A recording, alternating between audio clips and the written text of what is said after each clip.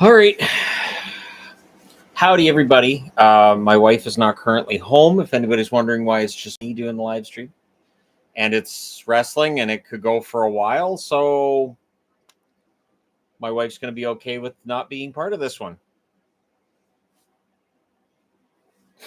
They're starting the event off with Becky Lynch versus Trish Stratus. That match should have been done a month ago. I think WWE they bloat their shows with these video packages. They take way too long. I think they could really shorten them up a lot and actually get more wrestling on the shows, but that's just my opinion. Hello, Jay. Yeah, things are pretty good. I saw the Barbie movie for the third time today. The boys hadn't seen it, and there was a special, so we went and watched it again. And then while I was out, Phil Brooks got fired, so that happened.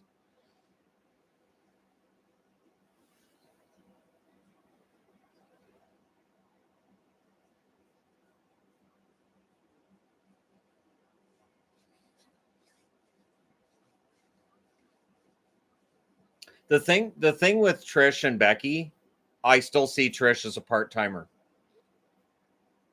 I don't think Trish is sticking around for very long. So that's my issue with this feud is I don't believe that Trish is going to be around for very long. She doesn't really need to be. She's got other businesses and money makers, and it just feels like for Becky she should be in the title hunt. So hopefully after tonight they put her back in the title hunt because that's where she belongs.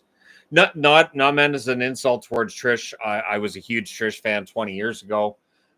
She was like my number one crush in wrestling all time. But at this point, yeah, I think that it'd be better for Becky to move on.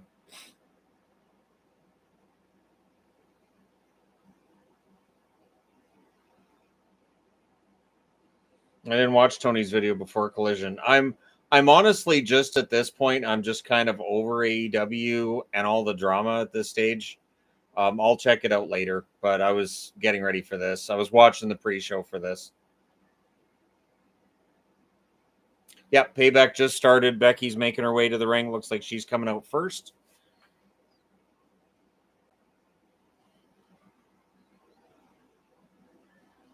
It's a steel cage match. Hopefully, it's a good steel cage match.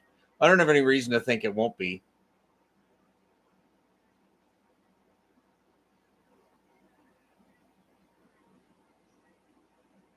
I think Brad Maddox missed his calling as a cameraman. I know Maddox wasn't meant to be a wrestler. I'll put it that way. He could cut a pretty good promo though. Maddox could cut a pretty good promo.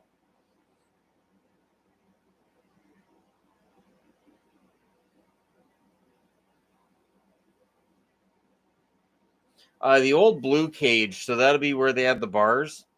I, you know, I do prefer the fencing. I always have. That was always the look that it had in the NWA, and to me, it always just looked a little more brutal, a little rougher.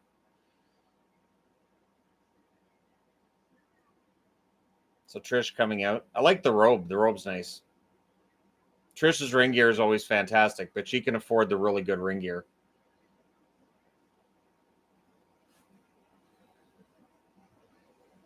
Macho Man Randy Savage and cream always rises a bit when he pulls multiple little creamers out of the costume.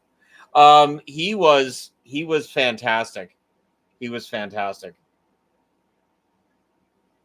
Do I always get the pay-per-views for WWE? The WWE network's included with my subscription to all the sports channels that I have, so it's not an extra cost to me.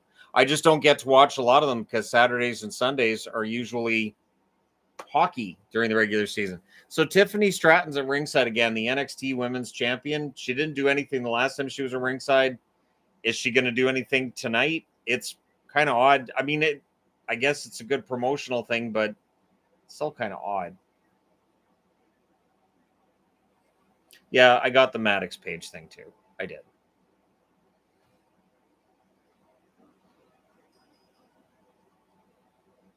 So the bell goes.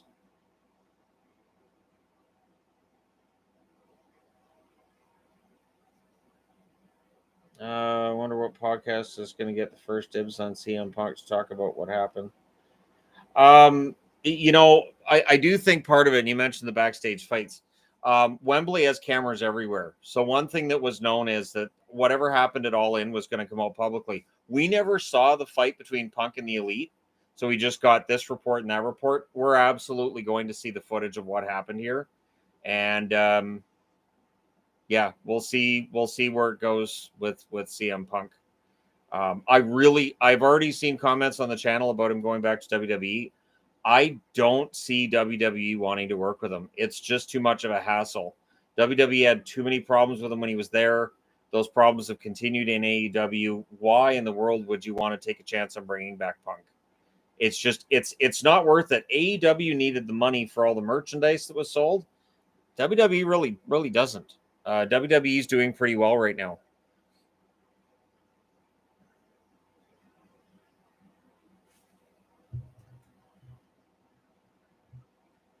The Sportsnet give you WWE pay-per-views. It's part of my so with TELUS, you have the sports package and the more sports, and it's part of the more sports package. It used to be you had to pay for it individually. I haven't paid for it individually for a while. Will Nick Bonino be good in New York? Bonino's just a fourth liner at this point in his career. So if you expect more than fourth liner production or anything, that's not going to be. He's not going to suit those needs. But he's a fourth liner at this point. Yeah, I can't see WWE taking back Punk. I think when Seth Rollins spoke, I think he spoke for other people as well. I can't see them taking him. I just can't see it. I'm gonna watch Undertaker, Mick Foley watch iconic Hell in the Cell match. Yeah, I watched that. Yeah, I don't know that I learned a lot from that. I mean, there were certain spots in that I maybe didn't know how they were supposed to go or how Taker was feeling when a lot of that match was going on. But a lot of that, of course, I already knew. It is an iconic match, one of the greatest of all time. It was one that I know other wrestlers or other wrestling fans have used it to show people who aren't fans of wrestling. I did that too. There were guys, I remember back in the early 2000s, like, oh, I don't watch wrestling. I'll be like, all right, just watch this one match. And yeah, from the moment that Foley gets launched off the top of the cage to the table, they're hooked. So Trish is controlling the match because she's the heel. I do think that with Becky, she works better as the heel than as the baby face at this point in her career. I think the baby face thing worked really well for her when she was the underdog. I don't know that it works well now. I think if you put her in a feud with Io Sky, and if Io Sky was the face and she's the heel, I think that would work really well. Who do I want to win in LA Knight versus Miz? Well, Knight's going to win. Miz at this point is the gatekeeper. He's the one that's there. He's the guy you go through your feud with to move up the card. That's Miz's role at this point in his career, and he does it well. John Cena's there because actors are on strike. There are some actors that aren't necessarily that happy with Cena going to wrestling because it's seen as a form of acting too. But I mean, for tonight, I just want to see if they finally finish this feud between Trish and Becky, and if the bloodline thing ends up having any kind of a role tonight at all on any level. If they just squeeze something in there for it.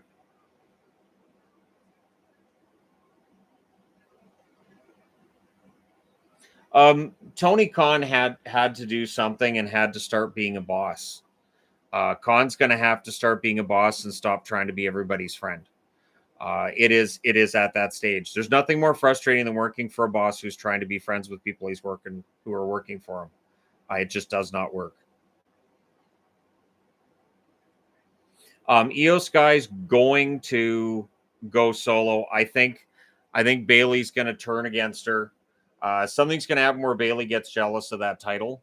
I think they're just waiting until Dakota Kai is healthy, and then Io Sky will turn face.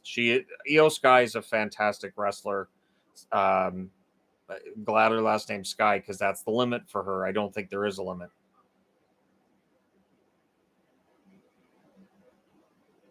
Will wrestling eventually go back to bigger guys?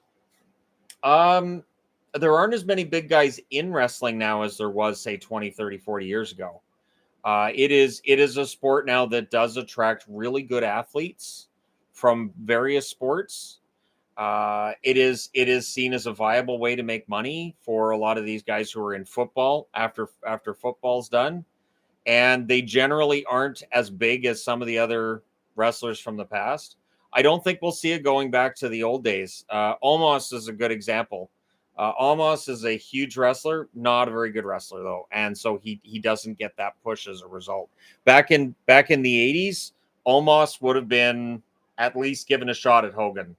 I would think within the first 6 months because of his size alone. Last pro wrestling event that I attended, um, that would have been, I think, 4 or 5 years ago. I know I went with my wife for that one. Brian Danielson versus Ricky Starks at All Out. Well, they had to do something at All Out. They have to turn that crowd. So Danielson's probably not 100%, but Starks is a good wrestler. So the two of them can work together to come up with something.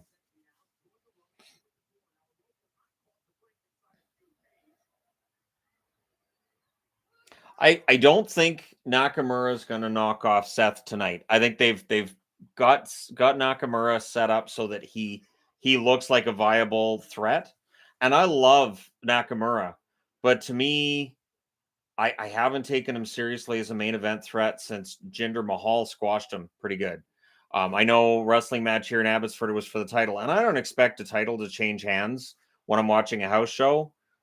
But Nakamura got squashed. And I remember coming out of that thinking, oh, crap. Nakamura is going to be one of these guys who's right near the top of the card, but he's never champ. And that stuck in my head because when you watch a house show, it does give you an idea of where the company sees certain wrestlers. One example I would use is Tyson Tomko. One of the events I went to, Tyson Tomko was still like a mid-carder that looked like he might have some main event there. And he was against Matt Hardy and he dominated the entire match. And I was like, okay, so maybe Tomko's going to get a main event push. And then Matt Hardy hits the twist of fate and pinned him. And that was it. And I was like, okay, so he's done then. And it wasn't very long after that, Tomko was out of the company. So when you house show results may not be canon with the on screen product, but it gives you an idea of where the company sees certain talents. So these women are slamming their faces into the cage. This is one of those times where the fact that WWE doesn't allow bleeding really shows up. Really shows up. Because back in the 80s, Dusty and Ric Flair both bleeding like stuck pigs by now. they're both bleeding all over the ring.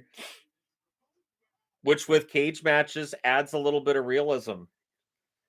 It's supposed to be a little more brutal. But at least they're using the cage. I've watched cage matches where and this seems to be more towards the modern wrestling where I'm thinking, that's the same as a normal match. I really don't see a big difference.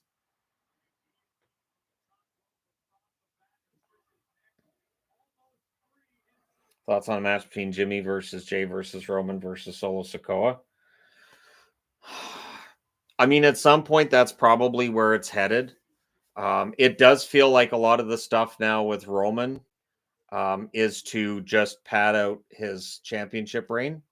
It looks like Trish has a pretty good egg here on the forehead. Like it looks like she's got some bruising going on there.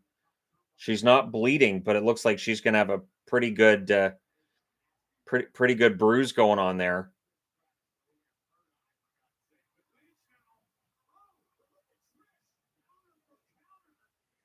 I think Tyler Mock goes back to Vancouver. No.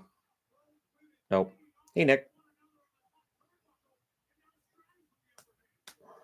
I did hear that the Dennis Rodman was coming in. I'm not sure what the point of that is because for the generation after mine, does anybody really care about Dennis Rodman? Rodman wasn't a very good wrestler in the 90s.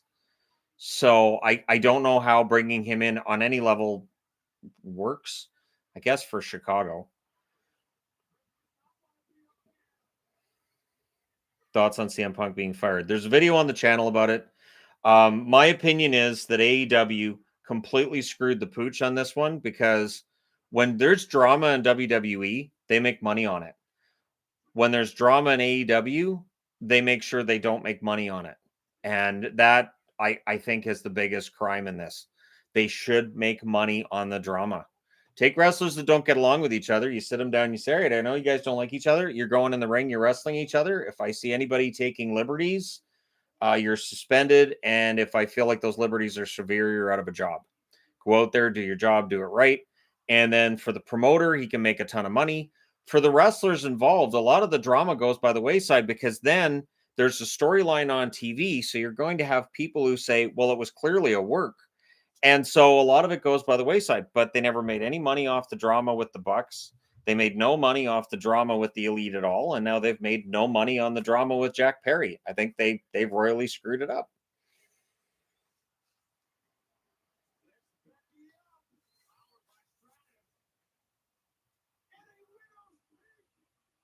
Oh, a Widow's Peak by Trish. She did the Victoria thing too, grabbing at her hair.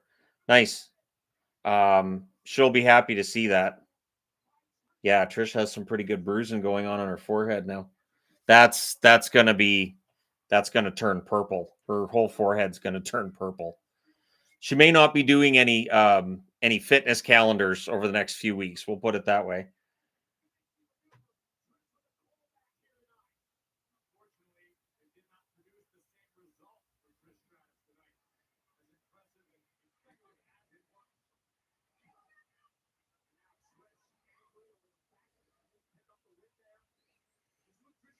I can't see Punk coming in. I'd be very, very surprised because we saw what happened with Cena and how that all turned out. We know how it turned out with Hunter. Roman is going towards a feud for at WrestleMania against Cody. Rumor is that it's going to be Cody and Roman too at the next WrestleMania, with Cody likely winning the title. I can't see them putting Punk into that situation at all. I don't know that I buy Cody Rhodes as a champ, but WWE clearly thinks that he can make it. To me, he's a very good wrestler. I don't know if I buy him as the guy. There are certain wrestlers over the years that I've never really bought as being the guy, but if other fans believe he is, and if the promoter and the company think he is, who am I?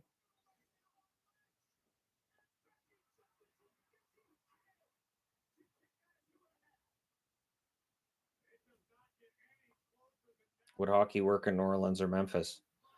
Probably. It'd be tough though. Southern markets can be tough to get the attendance for that. I haven't heard anything about an NHL team working there. You'd have to have ECHL, AHL, and prove that people are gonna sell it out before the NHL would likely even look.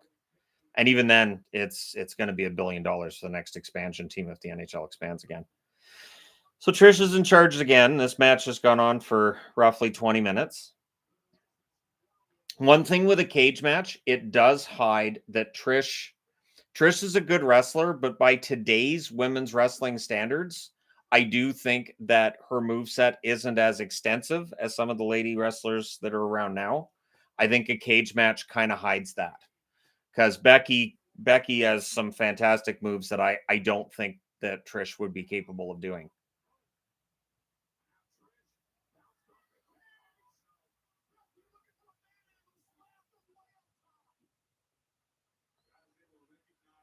How would I feel if LA Knight dethroned Roman? I can't see that happening. I honestly, at this point, somebody has to defeat Roman. I feel like the Bloodline storyline too is just being dragged. At this point, it feels like it's really being dragged out, and I'm not a huge fan. So if it's LA Knight, it's LA Knight. But I think LA Knight's going to win the US title. I think he'll stay upper mid card, and then whoever defeats Roman might have to deal with him as the next contender. Because I think when Roman's title reign's over, he probably just takes a few months off. A lot of false finishes in this match, but that's to be expected at a pay per view.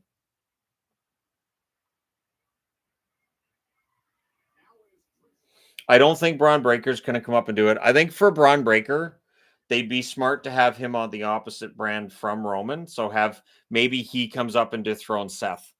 I don't think Nakamura's beating Seth tonight. maybe have Braun Breaker come up, and maybe you do it like a shocker, like it was when Sheamus came up and won the title out of nowhere. Maybe it has to be like that. So the ladies are brawling at the top. I'm used to saying girls. The ladies are brawling at the top of the cage, being very careful not to harm one another or themselves. Trish has no reason to jump back in, and she's not. Trish is going to win. By the looks of it, she's trying not to. she was trying not to, so she's not supposed to win because she totally could have climbed down there and she suddenly couldn't because Becky had to come up and stop her. And now she's climbing back into the cage. Man, when they get their leg tied up at the top of that like scaffolding along the top of the cage, I'm always nervous about that. Okay, so she's hanging from. I'm always worried because there's no give there. And I always think, if they take an awkward fall out of there, you could easily break your ankle or your foot. So Trish must really trust Becky here, and vice versa, because this is some dangerous stuff they're doing at the top of the cage. Again, it'd be easy to snap your ankle.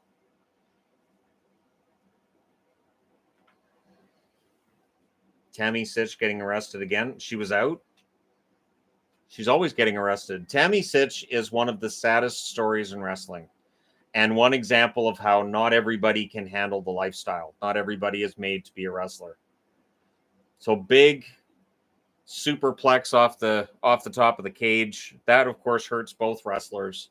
The person delivering the superplex, I think, actually takes more than the person getting superplexed there. I know friends of mine when I was in high school, they always say don't try this at home, but we tried. And when we tried suplexes, we were like, that hurts more giving it than getting it. So, but don't try it at home, kids. Don't do it.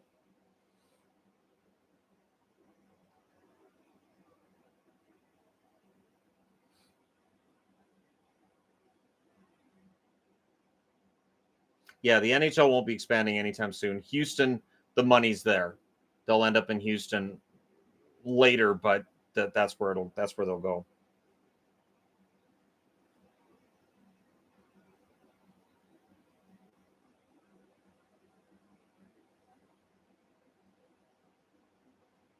Um, the passing of Bray Wyatt is one of the saddest things I can remember.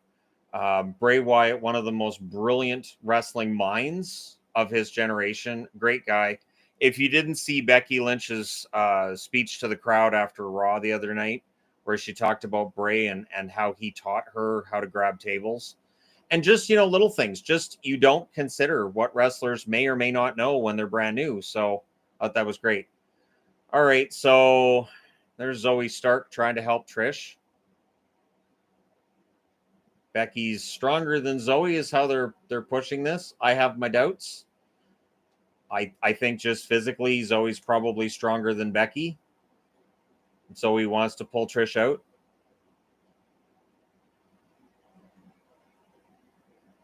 And then Becky takes the chair or takes the door to the face. To kick out, and chick kick misses.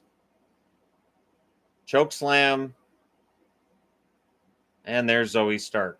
So the cage never works. This is the part where steel cage match and the idea of it keeps other people out. That generally doesn't happen. High Shadow.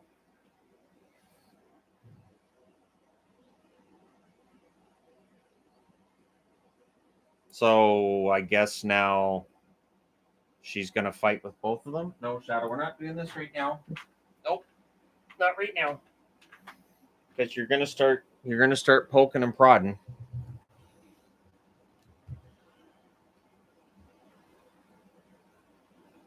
Shadow is a very polite cat, but he's also very kind of pushy. So is Becky going to beat both of them? Like, Becky shouldn't lose this here because, again, Trish is the legend, the Hall of Famer. So she should win. There's a choke slam off the top rope. And the win for Becky Lynch took about half an hour. I do one thing that with WWE, they are giving wrestlers a lot of time. There's certain matches where I think they give them maybe 5-10 minutes too long, but that's just me.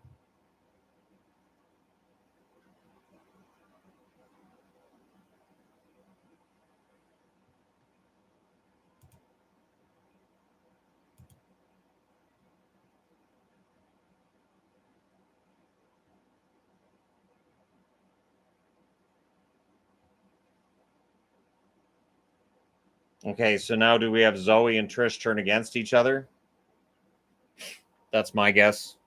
Becky's leaving, and Zoe and Trish are still in the cage. So, well, that's nice. Becky signs a sign for a fan at ringside. Signs a sign. Yeah, she did. She autographed a sign. That sounds better.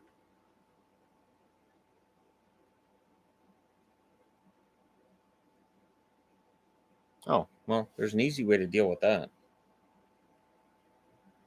There shouldn't be enough in that reflection to actually show anything, but there we go. That works too. Hi, Shadow. You upset because you can't reach me? Because I understand, but like you spend a lot of time with Dad as it is, and you're really kind of needy and clingy. Does Carmelo Hayes get called up to main roster? Yes, but you've got to wait until they're ready. And when we look at how some of the call ups have looked, Katana Chance and Caden Carter come to mind.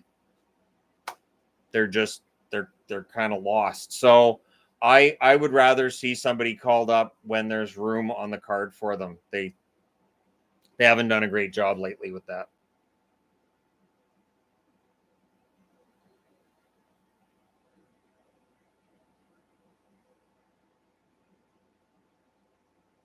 I think Paul Stastny's. I think he's going to retire.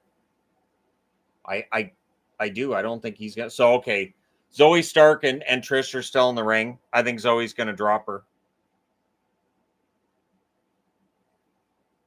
Just wanted to say hi from Edmonton. Hello, Matt. Hope you're having yourself a good Saturday. Okay, so Zoe's arguing with Trish. Yep, we knew this was coming.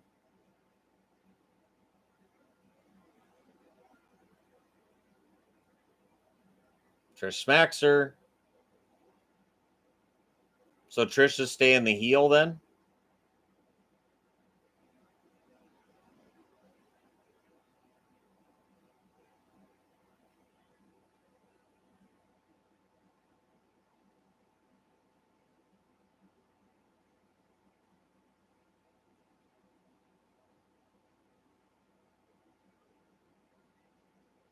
So we're about a half an hour in and they're still arguing in the ring. So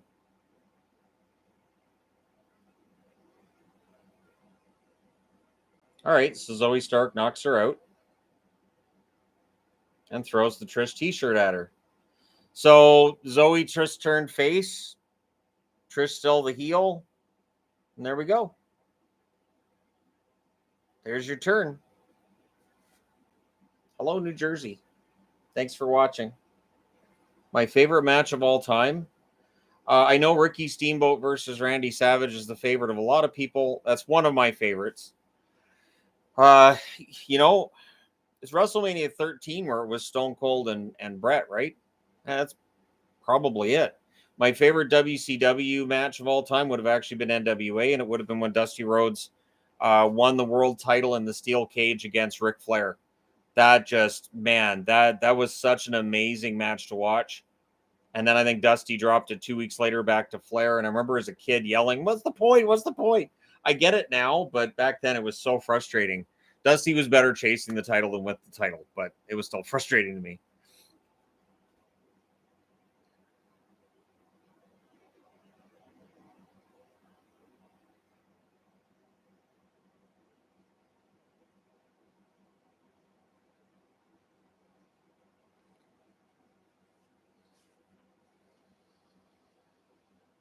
Yeah, I'm just glad the Trish Becky feud is finally done.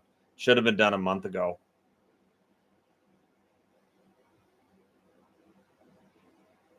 And hopefully the whole Riddle Drew McIntyre thing doesn't doesn't go very far.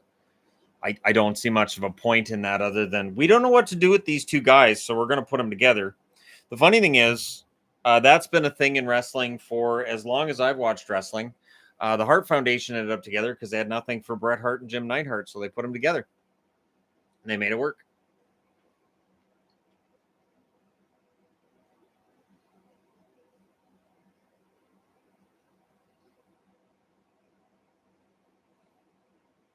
Favorite heel turned hero? Probably Stone Cold. And it was such a natural turn. It was such a natural turn, and it was great. That double turn was absolutely fantastic. That was great.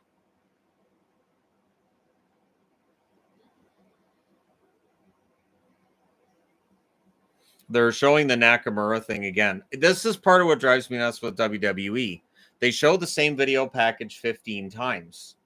And it's like, okay, the video packages they go a little bit long with, and then we hear about, well, this match had to be cut due to time.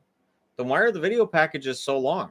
Just cut the video packages down a little bit, especially, for Payback. For Mania, I get it. Mania, yes, you need the big build up and everything, but for just a generic pay-per-view like Payback, you don't need that. You can do a 30-second promo for each match, and still make it work, because the fans in attendance know what's going on. The fans watching this basically know what's going on. You're not going to have a lot of casuals unless it's Mania, Rumble, or Survivor Series.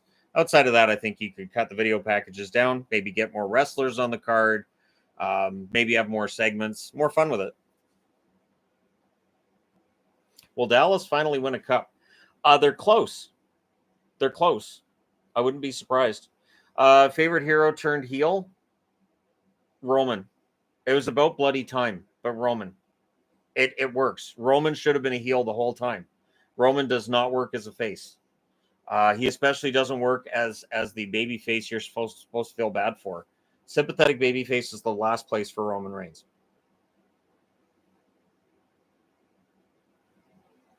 Does Canada get another WrestleMania? No.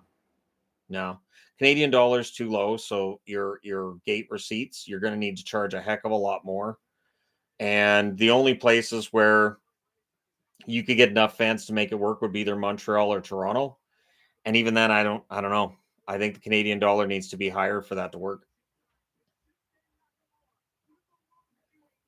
Hello, Toast Tactical.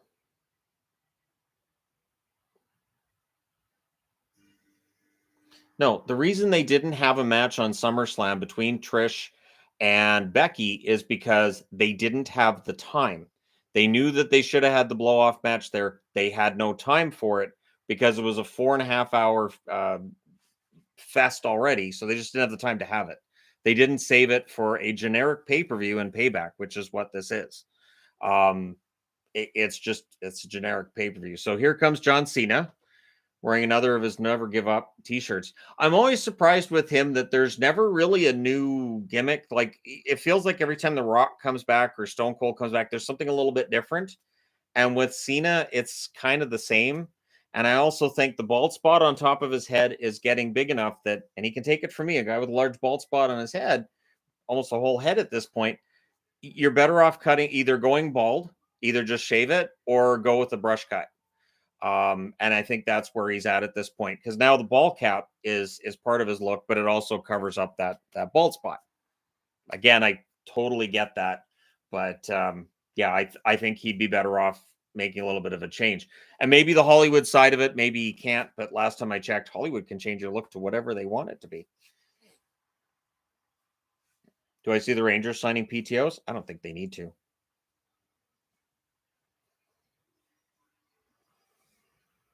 Five legend wrestlers you could see play for the Bruins blue line. I don't even know. I guess it have to be five Canadian wrestlers. I guess like Edge, Owen Hart back in the day.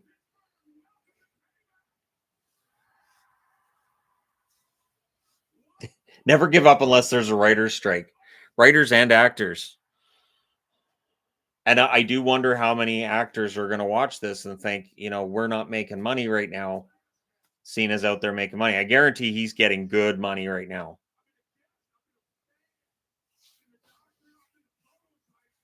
See, and the thing is, I understand his character sells merch, but so does Stone Cold and The Rock.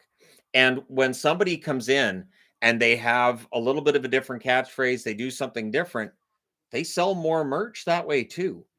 Stone Cold reinvented his t-shirts and he drew all of those himself too. So I definitely think Cena could still have a similar whole gimmick and change things up a little bit. Just a slight change because it really just feels with John Cena like you're in a Wayback Machine.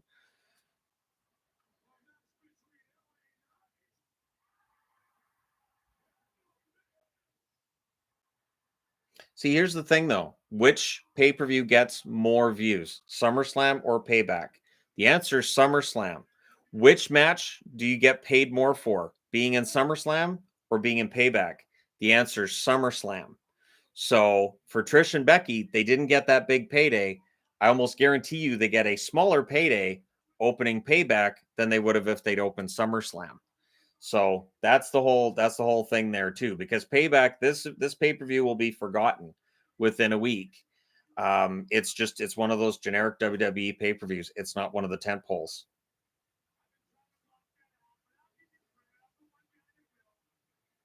What do I think of LA Knight? I think he's doing a very good job with a gimmick that does feel like Stone Cold crossed with The Rock.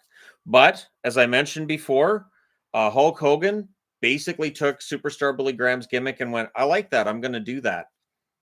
And that was it. Ric Flair was not the first Nature Boy. So it's not like wrestling is known for everybody having an original character and an original thing. Even the NWO and WCW, yeah, they pulled that from New Japan.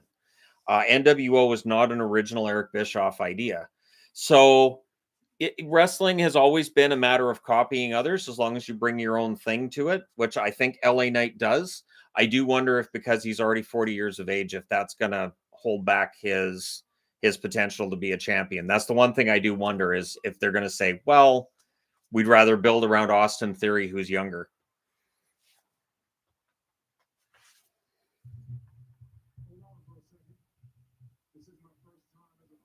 Wrestling, why? Because I watch wrestling. I've watched wrestling since I was a little kid.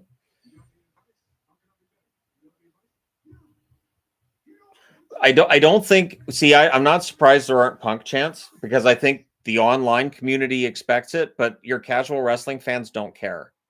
And not only that, a lot of fans that are there probably don't know that CM Punk got fired necessarily.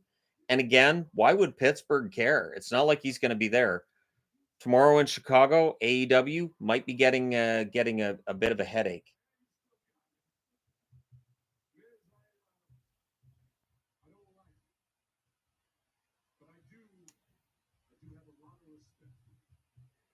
Do I think Patrick Kane ever signed with Hometown Sabres before he calls it a career? It does seem like that's the likely favorite. Not very many teams have cap space. Buffalo does. So we'll see.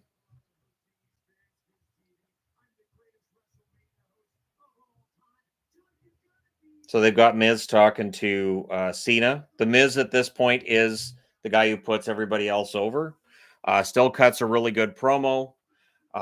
Brings Maurice out for extra heat at times as well. Maurice is actually really entertaining, though. She's a good follow on social media. She is very entertaining, and the two of them together are quite funny as well. I almost think they're more entertaining on their show than they are when they're in a WWE ring, which I consider to be more of a compliment for their show, Ms. and Mrs., than as an insult to their work. See, Cena has got his hair just slicked all the way back, and again, that's to cover.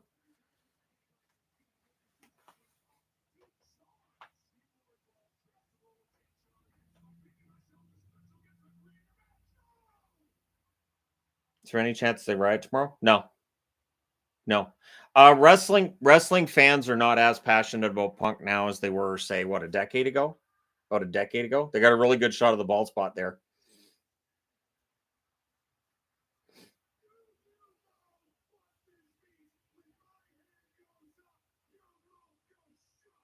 Oh, he's doing the hand goes up, your mouth goes shut thing. He hasn't done that in a while. That's a throwback. I haven't seen the Miz do that in quite some time. I love the little headbands too. Like Mrs. Ring Gear is always ridiculous.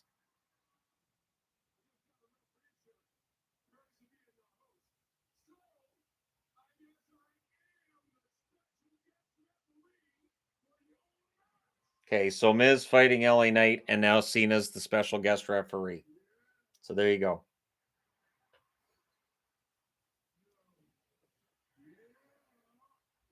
Dan Boyle career video. I can do one. Yep.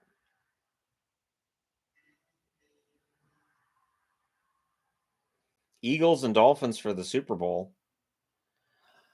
Yeah, I don't know about that one.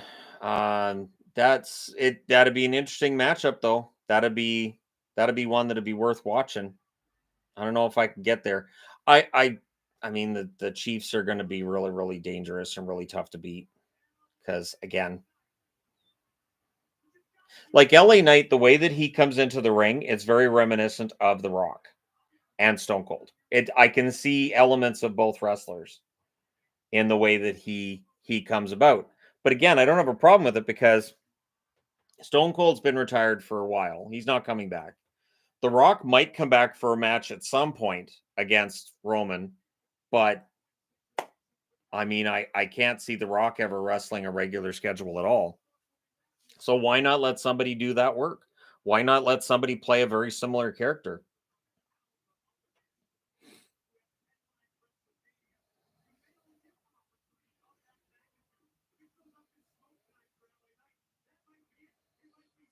I would love to see the Bills win a Super Bowl. I would like to see Buffalo win championships in any sport, the same as Minnesota, because it's not fun to watch one city or one state in Minnesota's case go through so much pain for so long.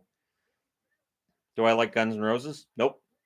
I never liked Axl Rose, so the fact that I was never an Axl Rose fan, it definitely impacted how much I like the band. I love Slash. I think Slash is one of the best guitarists ever.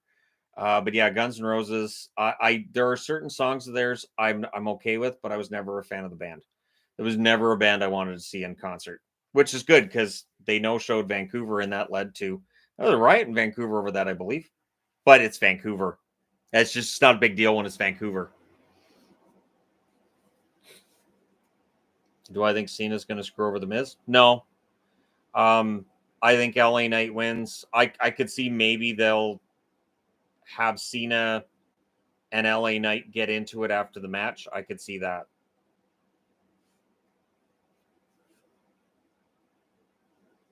Oh, show's been fine. It's a little plodding at this point. We've gone almost 15 minutes between any kind of wrestling action, which again I think is part of the issue with WWE. They have a pacing problem with their pay-per-views. They routinely go to 4 hours. That shouldn't happen. It shouldn't happen where you have events where it feels like there's less matches and it takes more time. That shouldn't happen. They take way too much time in between actual matches.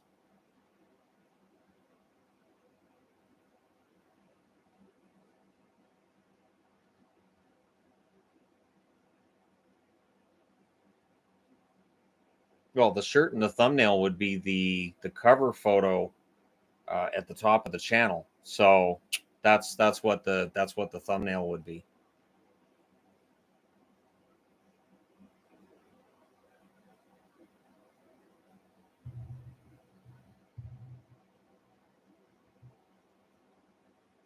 Oh, Miz trying to walk away. LA Knight's catching him because you don't want to win by count out. So, and finally, an actual match begins. Yeah, so are we going to see a squash? Like for LA Knight, if they're going to make him a main eventer, he kind of has to win this one quickly. I'll say like 5-10 minutes. I don't think this match is going to go that long. I'd be kind of surprised if it did. One interesting thing too with Knight, of course, I've seen people saying that he doesn't have the move set that some of the other guys do. Main eventers don't have to have a huge move set. The name Hulk Hogan comes to mind. The Rock was fantastic and entertaining. He was never the best wrestler in the company, but you can get over with promos and your personality. So the idea that a guy has a limited move set, whether they do or they don't, it doesn't really matter. Even Cena, who's the referee here, he simplified his move set when he came up to the main roster, so the 5 moves of doom. But Cena was a fantastic wrestler. Really didn't show that when he was a main event guy in WWE. He just did the moves he was known for, which honestly were safer than the ones that he did down in OVW when he was coming up and gaining all the attention.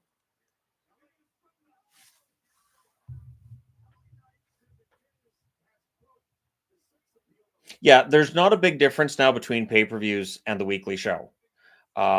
It there isn't a big difference other than they actually wrestle on pay-per-views. A lot of the time with Raw, I'm like, it's been 25 minutes. There hasn't been a match. I'm out. That wrestler's been standing in the ring waiting for their opponent for 5 minutes. I'm kind of done. I would be so this is why when Raw is live or SmackDown's live and anytime they've been here, I don't care. I'm like, I'm not going to a I don't I prefer house shows because you don't get all the stoppages and you actually get like about 8 to 10 matches at a house show. You might get 4 matches in Raw and just a bunch of talking.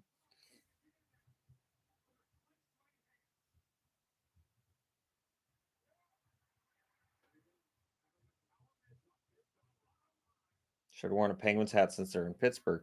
I wanted to wear my Cherry Coke hat. I'm just trying to find out where it is. My Cherry Coke hat's somewhere. So, not sure where it's at.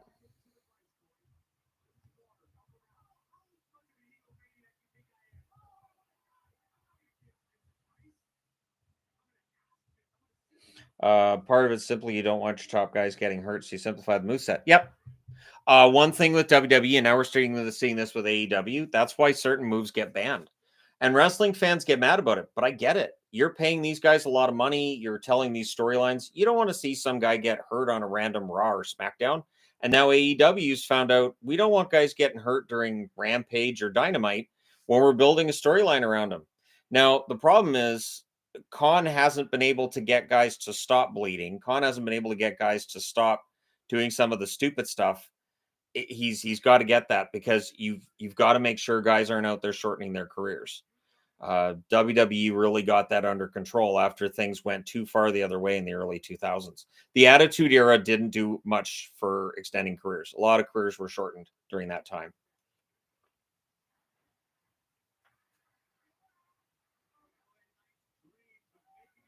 I'm watching Payback. I Collision's on. I think it's on TSN, but I'm watching Payback because it's the pay per view.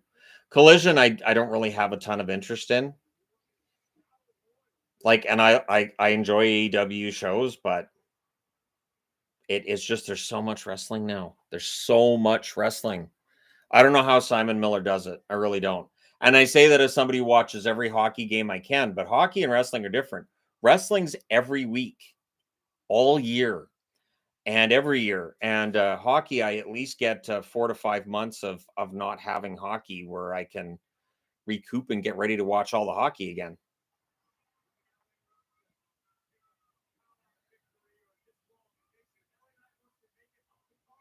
How did Roman Reigns get over he's bad on the mic and doesn't really have charisma? Yeah. The storyline with the bloodline.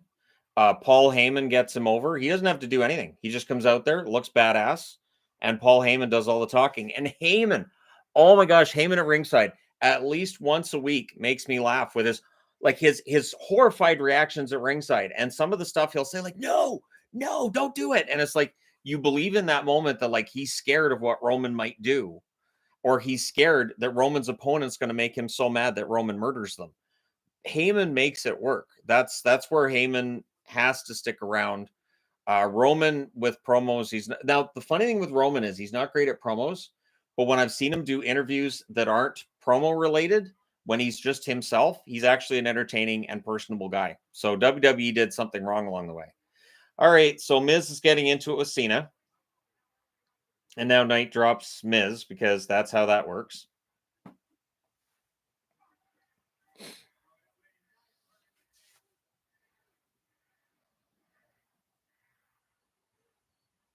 Is Heyman the greatest manager of all time? No, that'd be Bobby Heenan. Heenan for me was the best manager ever, and also the best color commentator ever. All right, so now Cena's getting into it with LA Knight. Is Miz gonna win this because of Cena?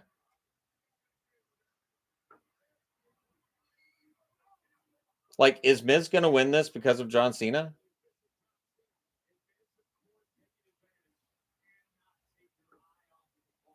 I don't know where you go with that if he does. But I mean, we've heard now that Cena's sticking around for a while.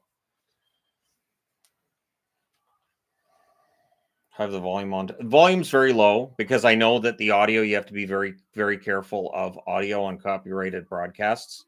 So, I mean, I know what he's doing. Again, I've watched wrestling for what, 40 years? I get it.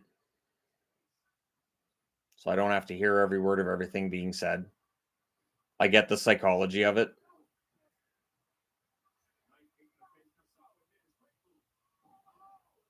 How long do I think the bloodline goes on for? Until the fans stop reacting. As long as the fans are still having huge reactions to Jimmy and Solo and whatever they're doing this week, it will continue. When the fans tune out, if fans start chanting boring during those segments, they'll kill it. But until then, it's going to keep going. The fan reactions are still there. It's still the most talked about part of SmackDown programs. It's not going anywhere.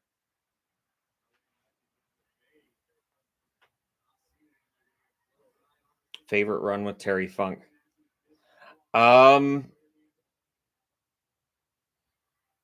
I would say that any time that Terry Funk was in a match with Ric Flair, it was the best of Terry Funk. He's remembered a lot for the hardcore, and he did a lot of the hardcore stuff in Japan and then with Mick Foley in North America. But to me, the stuff with Ric Flair was the best. That was absolutely the best. Um, but again, looking back, my favorite era was, the Horsemen. The Horsemen, what they did on WCW, then NWA programming, it was art. And then watching as other factions tried to emulate the Four Horsemen, interesting. The biggest example, I think, and Ric Flair was in that group too, was Evolution. Evolution felt like the Four Horsemen. It was set up the exact same way. You have your main event guy, your upper mid Carter, and your tag team. You have four guys, and they had that, and it worked. Yeah. No, Cena's not a heel. He's just playing it as a tweener right now as the referee. But I'm guessing that something happens with this that leads to either because Cena versus Miz to me doesn't work. So maybe they're setting up Cena versus LA Knight, and um, maybe Knight ends up beating Cena.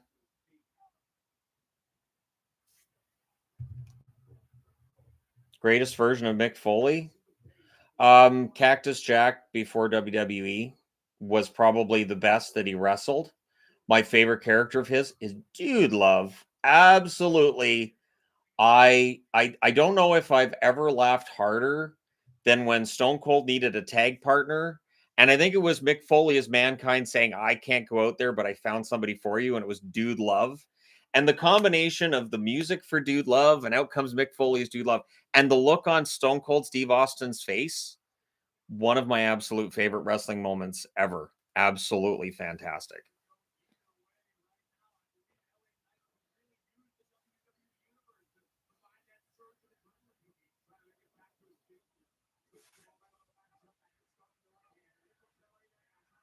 Mongo McMichael made the NFL Hall of Fame. Well, yeah, he was a better football player than he ever was a wrestler. He was awful as a wrestler. That was a tough time, and when he was in the Horsemen, yeah, that was when things were kind of ugly for the Horsemen. Between him and Paul Roma, it's like these guys are horsemen. But anyways,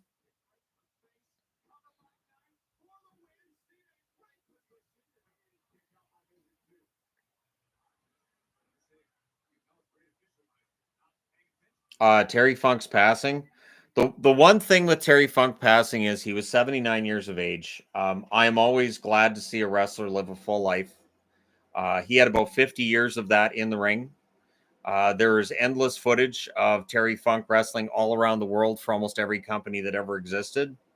Um, Supreme Talent probably should have had a run with the WWF title in the 80s, but that was during the Hogan era, so there was no chance for that. And it's too bad because as Funk showed against Ric Flair, he was a fantastic wrestler. Just at the time, WWE was all flash and not much in the way of wrestling substance.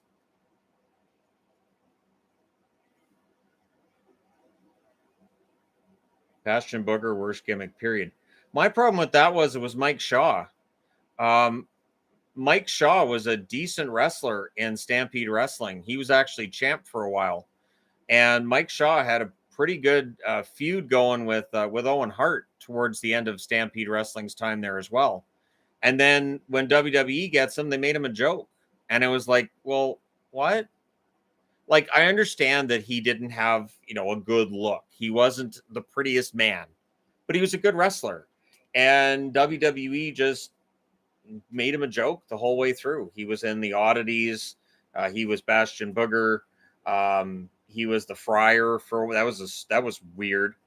So yeah, there were a lot of problems I had with that. Okay, so most dangerous move in all of sports entertainment. Surprise roll up did not get Miz down for 3.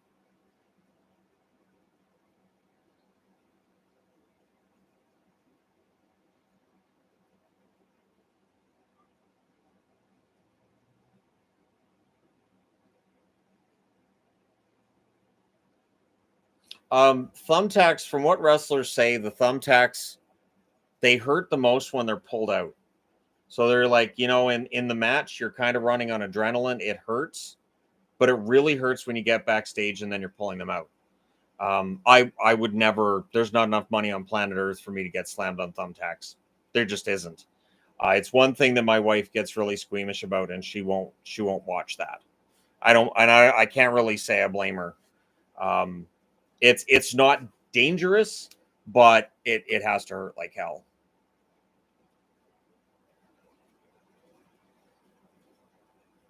So Cena, very physical with wrestlers when he's breaking up the pin, because Miz was holding the rope to try to get Knight down for 3.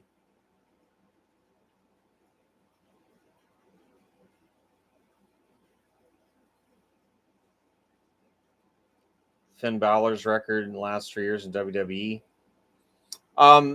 Finn is, so in this day and age, we have guys who are basically, I don't want to say enhancement talent because they're not really enhancement talent, but you have guys who aren't known for winning feuds, and that's okay. Jake the Snake Roberts very rarely won feuds, but he was out there, he wrestled, and he was very entertaining. And so I don't have a problem with that. What's up, Buns? Come here, sweetie. Come here. Hey. Come here. Did you run Pixel off? Hey? Did you guys run Pixel off? Rabbits totally ran off Pixel.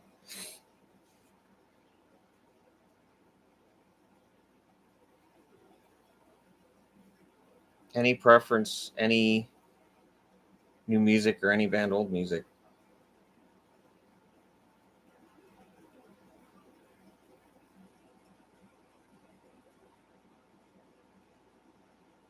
The surprise roll up is overused. The surprise roll up is absolutely overused.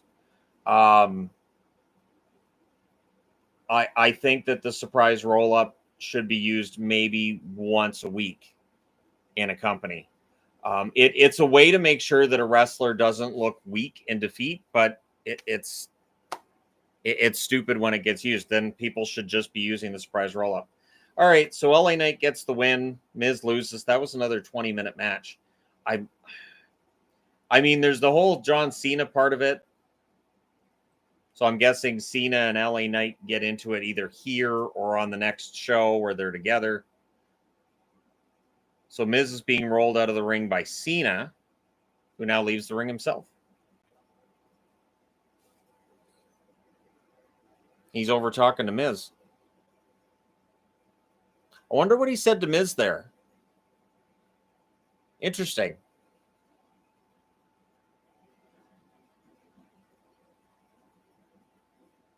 Do I collect championship belts? No.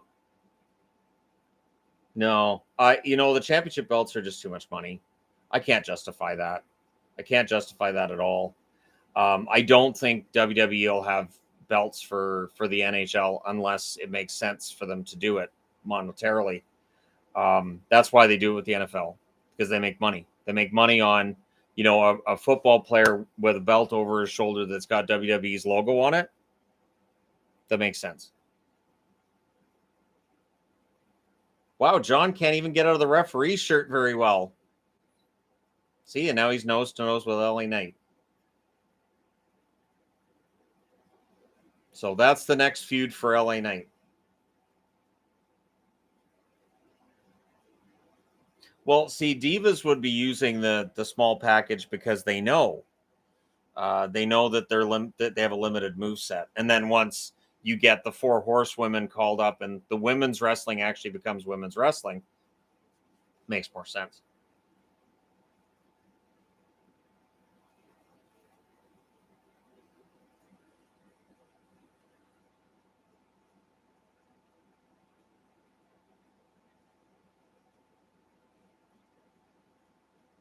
Worst belts in recent years, 24/7 title. The 24/7 title didn't make any sense. Thankfully, R-Truth made it work. R-Truth can make anything work.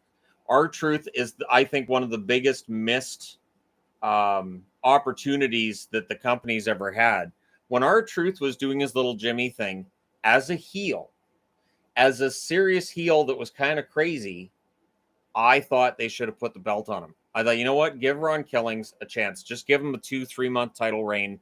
And they didn't. They turned him into a joke. And before you know it, he's back down to the mid card. I think R-Truth can make anything work. I think he's a supremely talented wrestler. And then if you watch some of the behind the scenes, the documentary type stuff on the network, he comes from the whole school of Hard Knocks. It's a great life story with him, and he's a great guy. So, yeah, there's kind of a missed opportunity there.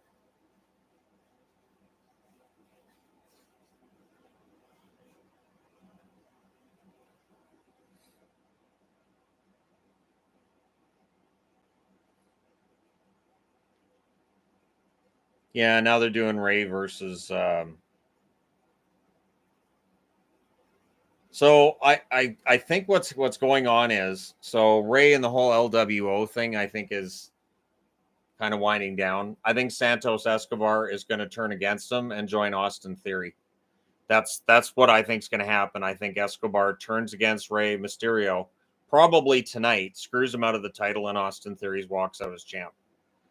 Because to me, it's a classic setup that he's being set up as, he's coming out to help Ray and he's saving Ray. Well, eventually the guy's coming out to make the save is going to screw the wrestler over. That's just how that works.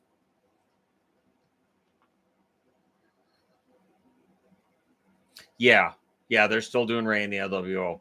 And I was surprised it lasted longer than a couple weeks, to be honest. Because the LWO was a jobber stable in WCW. And then they did do that in WWE for a while as well, right? I just remember how cringy it was watching them ride to the ring on ride on lawnmowers. I was like, why are they doing this? Back in the days of Juventud Guerrera. So yeah.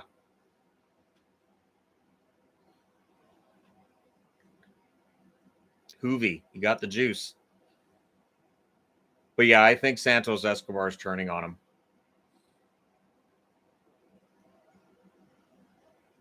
The Mexicools. Yep.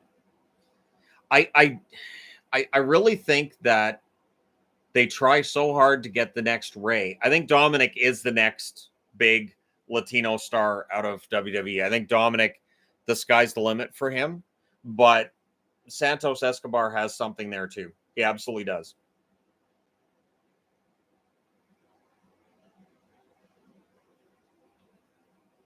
WWE's biggest bust to come out of NXT.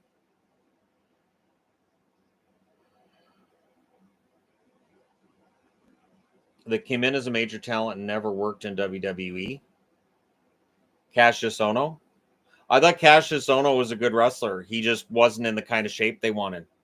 But I thought he was good. I was honestly really surprised he didn't really get much of a push and quickly became enhancement talent. I thought he was a good wrestler. And I thought he had a good character, and I thought he cut a good promo. Juventud, Super Crazy, and Psychosis in the WWE LWO. I think so. I don't think Ray was in it. I know Eddie wasn't in it. I'm trying to think, like, was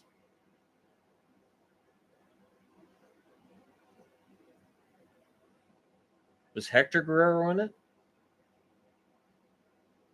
I'm thinking I'm missing somebody. Would Asuka fall under that category? Asuka is, I mean, they missed out on Asuka back in the WrestleMania where she was against Charlotte and should have beaten Charlotte, and Charlotte ended the losing streak, or ended the winning streak. And that was too bad because I felt like Asuka, and even in the most recent title defense by Asuka, well, it was Asuka, it was Bianca Belair and Charlotte, and Asuka's kind of the forgotten person in that match, and then the title ends up going to Io Sky, and so Asuka comes out of that with no feud. It's very similar but not exactly the same as like Hikaru Shida in AEW. I know they're restarting the feud between her and Britt Baker, but I find myself asking why. We already saw that feud. Can we move on to something else?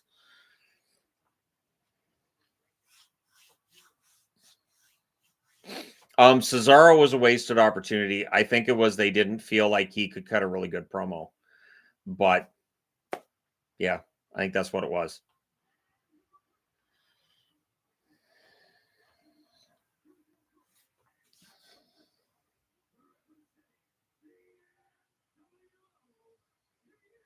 I think Zelina Vega's shoes have heels on them about this big, and you can still see how short she is. I think she's shorter than Alexa. And Alexa Bliss is, I think, 5 foot even, maybe 5'1".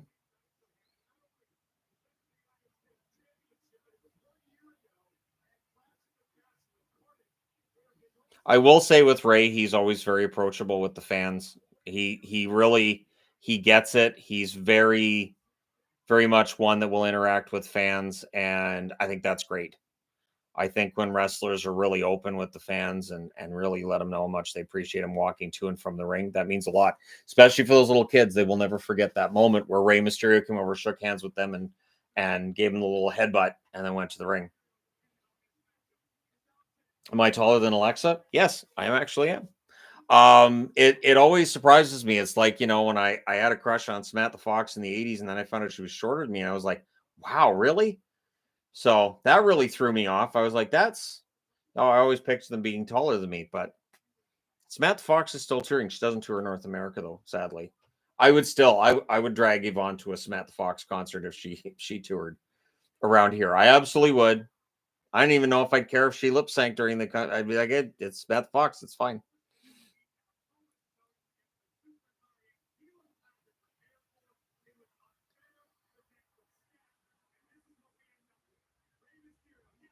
Ah, yes, Alex Wright, the dancing Alex Wright. Alex Wright, I think it felt like he was rushed at the time and then just kind of lost from there. But we'll always have the dancing. At least we'll always have the dancing with Alex Wright. I can do that dance. I'm not doing it on camera, but it's really easy. It's really goofy looking too, so I'm not doing that on camera. Might be one of those things that if Yvonne's in a bad mood, I might do the little dance for her. I don't tell her it's the Alex Wright dance. She just needs to know it's the Alex Wright dance. Das Wunderkind.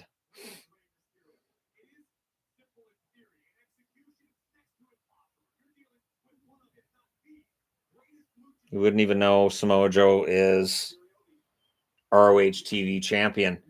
Samoa Joe, at this point in time in his career, I think he's doing his best to build other guys up. I think that Samoa Joe's time as a full time wrestler is closer to an end than it is to its beginning. I think he gets that. I think he's doing well for the business. I think it was great that for Punk's last match in AEW was against Samoa Joe, who he has a really good history with. And yeah, Joe's a really good wrestler. I don't think WWE took full advantage of that either.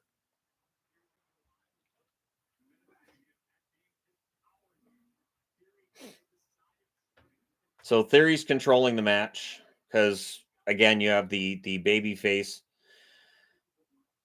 The funny thing is, I remember as a kid that used to drive me nuts. I was like, why are the good guys always getting beaten up? And eventually I figured it out like, oh, okay, so you're cheering for the comeback. The bad guy controls the match. The bad guy basically decides on the pace of the match, which I think is part of the reason why wrestlers love working as heels, because then you control the match. You're the guy that's, throwing the other guy around so much. You don't take as much punishment. But they need to decide with Theory that they're going to really build him up as a legitimate main eventer. They have to take some of the funny stuff out of there and just make him a serious threat as a main eventer. I think he's got it. I think he can do it, but you have to make the fans believe it, and yeah, you have to be able to make that work.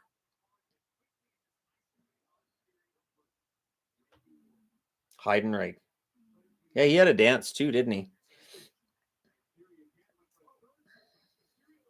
Oh yeah, I haven't watched Twisted Metal yet. I'm going to. I just haven't yet. We're still catching up on shows we've been missing.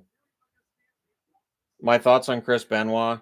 One of the best wrestlers in the history of wrestling, but because of the way that that tragedy unfolded, he never belongs anywhere near a Hall of Fame and should never be mentioned on a wrestling program again.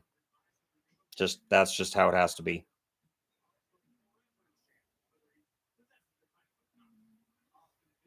Apparently, his pay per view is now called Cinnamon Toast Crunch. Yvonne and I have been talking about how on reality shows, they're long commercials. When we watch Amazing Race, we watch Amazing Race Canada the most. That's our favorite of the two. But it's an advertisement for Guru Energy Drink. It is an advertisement for the Chevy Colorado. I think it's the Chevy Colorado. It is an advertisement for there's a bunch of them. There's a bunch of them that during the show we're like, and now we're into the ad for. Now we're into the ad for. And it feels like with wrestling that happens too. So Cinnamon Toast Crunch pays big money to get their name on there. And then announcers are probably sitting there going, I got to talk about Cinnamon Toast Crunch. Why? But it's money, and companies like money. So a lot of the reality shows, we pick out like, okay, so this is a big sponsor, and now they're really pushing it. It's especially true when you're watching a reality show and they make sure to mention the company's name over and over and over again, which we don't normally talk like that. So yeah, that's definitely coach behavior, and wrestling is in that position as well.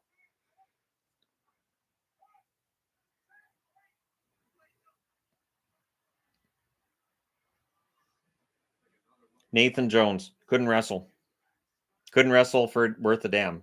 He just couldn't.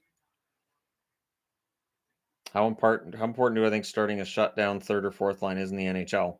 I don't think the lineup that starts the game matters. I don't think that's a big deal. The first shift is 30 seconds to a minute, and then they're off the ice. So which line you start with, I don't think is a big deal.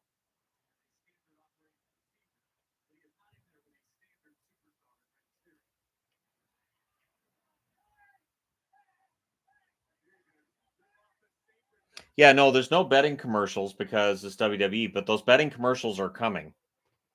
It's going to happen.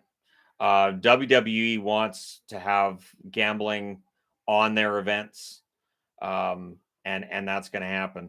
Guys trying to tear off Ray's mask has become such a cliche at this point.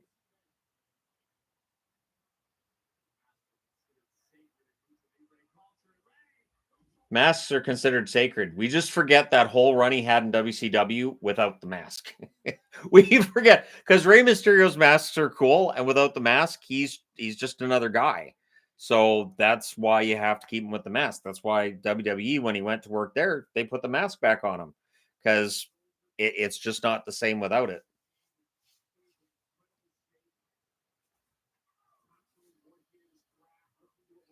Is Gibson probably the Ducks' greatest goaltender despite his numbers? Nope. J.S. Jaguar is still the best goaltender that they've had. Stanley Cup final run in 2003. Andy won the Stanley Cup in 2007. He's the best goalie they've had.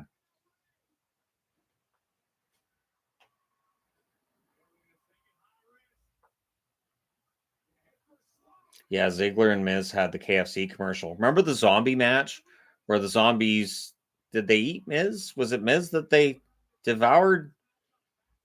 There's some weird stuff that goes on in wrestling nowadays.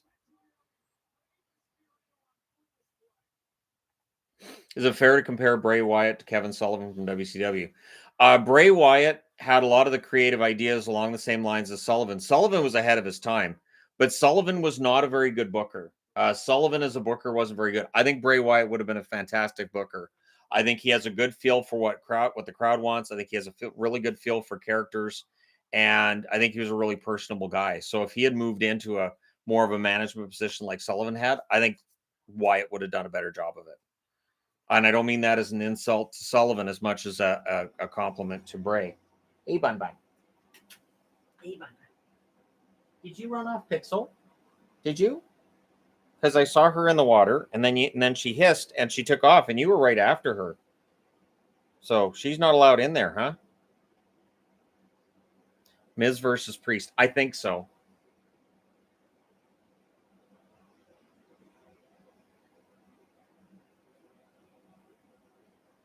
Ah, yes, the zombie in WCW. So many bad gimmicks in WCW. Yeah, Army of the Dead was one. I never watched it because it was too long, and then it was supposed to be like the start of a zombie universe. And I was like, I'm not going to encourage another cinematic universe. I'm just not doing it.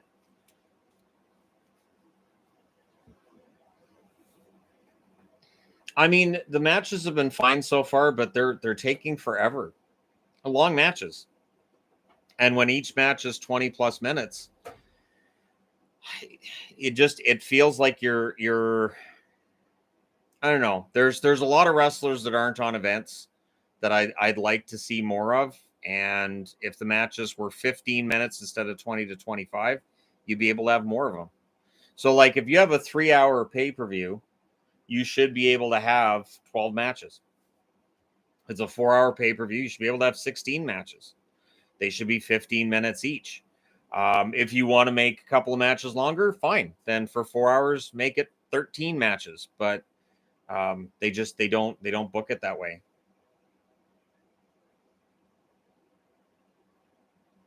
Yeti. Oh, the RoboCop. I don't know what was worse. Was RoboCop worse or Chucky from Child's Play? Like those were both so bad. They were so absolute. And I remember thinking to myself, RoboCop's not a real person. It's not. Chucky, there is no such thing as an actual possessed doll. So, yeah, I couldn't get over how stupid either of those things were. They've they've tried Shockmaster-esque stuff as callbacks. I mean, we had Sin Cara. Sin Cara was pretty close to Shockmaster. He fell down almost every time he went in the ring, it seemed, for a while there.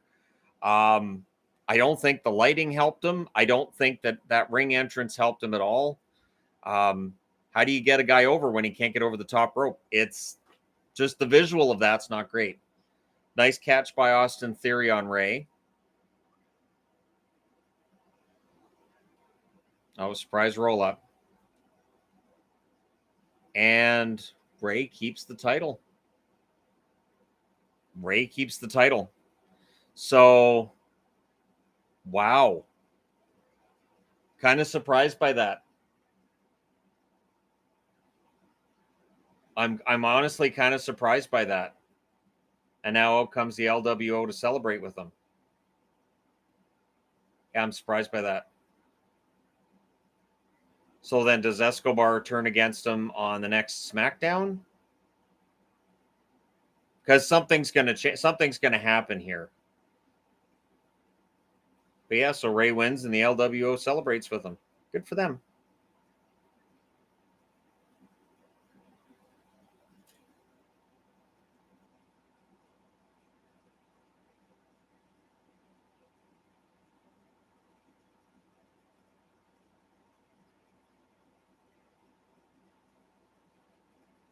So where's the Fiend belt or the Leatherface belt? I like the Fiend belt. I guess I was one of the few that did, but I like the Fiend belt. I like it when somebody does something to make the belt personal and make it their own. I didn't have a problem with the Fiend belt, to be honest. It worked for his character. Kathy Kelly. Didn't Kathy Kelly go away for a long while as the backstage interviewer? I hear Yvonne's head and Yvonne's voice in my head Talking about how she liked the fabric of that dress that Kathy Kelly's wearing.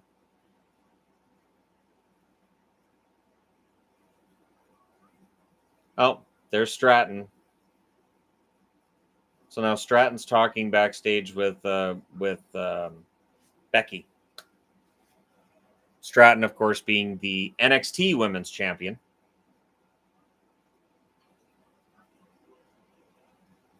Walter Gunther will face Roman at the next WrestleMania. No, I think they're going with Cody too.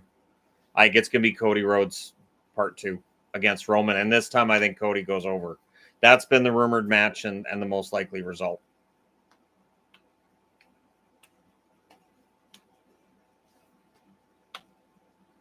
Sub-Zero. Oh, that was Iceberg. No, not Iceberg. Iceman. Damn it. Glacier.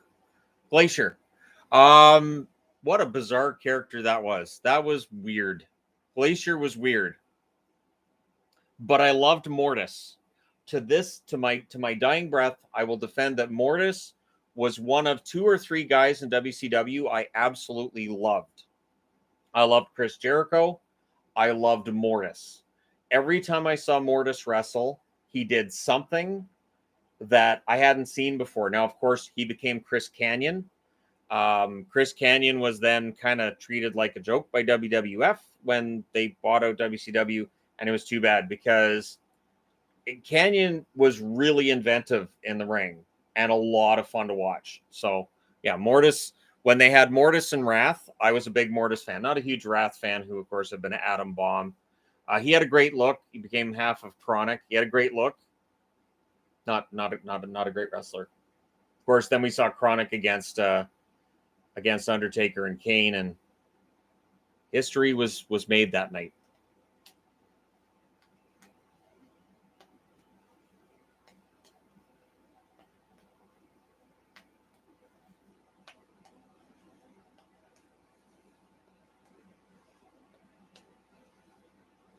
Carrie and Chopping Mall.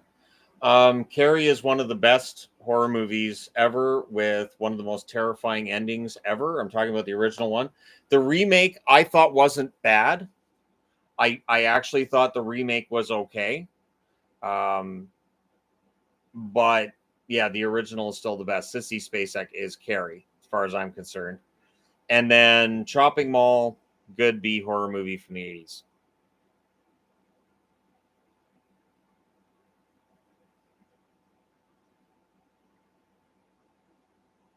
I like it when wrestlers do movie, video game inspired ring gear.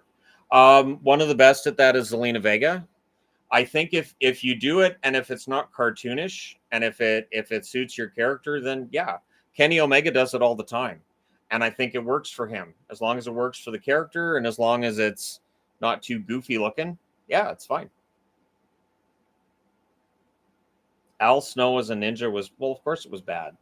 Al Snow, it really, the head character, that was just the great. One of the greatest things ever in wrestling was the Job Squad.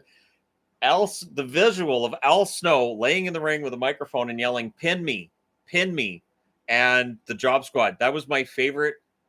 Outside of the big main event guys, I would say the Job Squad was my favorite thing because that was acknowledging we're jobbers, and yet they were some of the most entertaining wrestlers, including Al Snow. Al Snow was fantastic.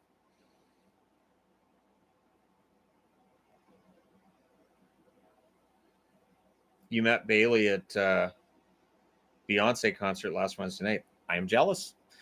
Bailey is one of my favorites. She is so over now. She is such a natural heel. I think she can get over as a face as well.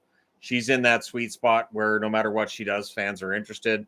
And she's kind of jacked now. Like, Bailey is in much better shape now than she was in NXT. And yeah, I like Bailey. To me is legit. I think she could come across legit in a fight with Shayna Baszler, for instance, where if they had a brawl outside the ring, I would believe that Bailey's shots could hurt Baszler. Maximum Overdrive is very good. In a bad way. I've never been able to convince Yvonne to watch it with me. Because she's like, well, what is it? It's about like trucks that are possessed, and try to take over the world and kill humans. She's like, that sounds stupid. And I don't have an answer other than, yeah, it is stupid, but it's entertaining. I did finally get her to watch Inner Space with me the other night, though, the movie with Dennis Quaid and Martin Short from the 80s. She had never seen that. And I was like, well, we got to watch that. She had a bad day that day, and I was like, we've got to watch this. It was either that or Lost Skeleton of Cadaver, but she's already seen Lost Skeleton, which is one of the best movies ever in my opinion.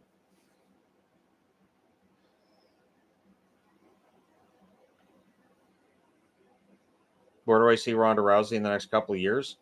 I would say probably MMA.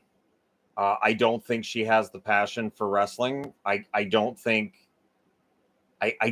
she has much of a future when it comes to professional wrestling. And I don't mean that as an insult. I just don't think it suits her. It did for a while there, but I think at this point she's probably better off not doing it.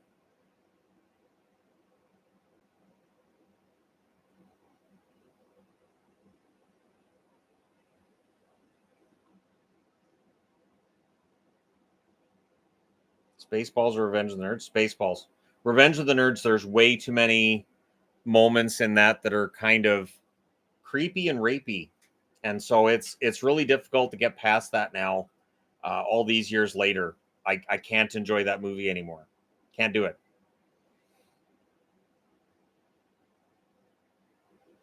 Um, Al Snow was on loan to ECW. So WWE, I don't think Al Snow was ever out of contract with WWE. They just didn't have anything for him. So they would loan wrestlers to ECW, and ECW would mess around with their gimmicks. And then in some cases, Al Snow being one of them, that gimmick goes with them back to WWE. And it worked. I had a mannequin head. I had a mannequin head myself, and I even wrote help on it backwards because I was like, that's great. And then I could just, for Halloween, it was easy. You get a t-shirt, you get jeans, and you get like some crazy wig, and you just shake. There you go. You're Al Snow. It works pretty well.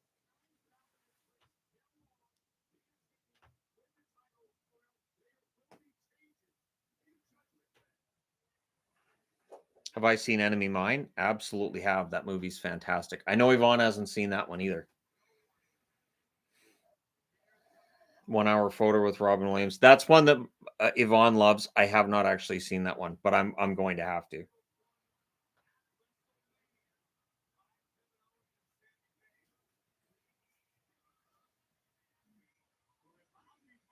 Doink the Clown. Doink the Clown was best when it was Matt Bourne, and he was actually scary and creepy as Doink. And then after that, it became just a joke of a character and just a clown.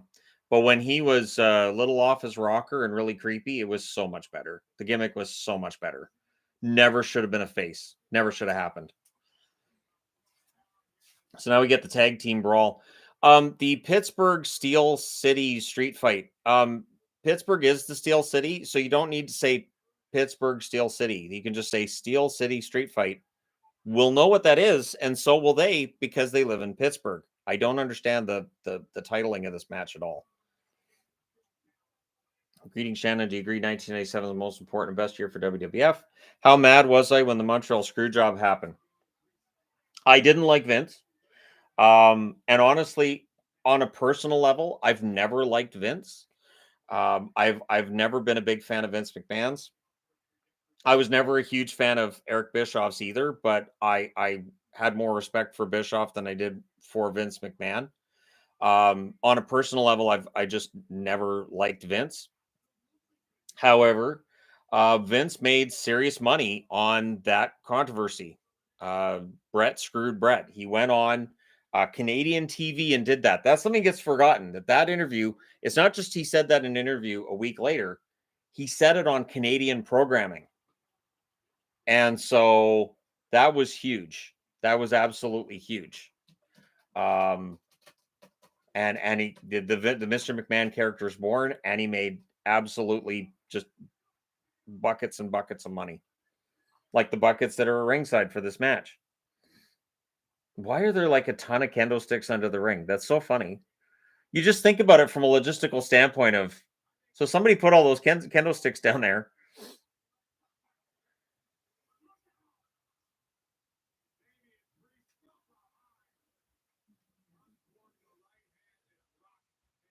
WCW had a good year in 97, but they they had too many matches between guys we didn't want to see fight each other anymore, and they had no patience. There was no slow builds. Everything was an immediate payoff, other than the fact that NWO was bloated and they never got their comeuppance. But yeah, it just felt like they ran through all of the big matches really, really quickly, and there was nothing left. There was no stories left to tell.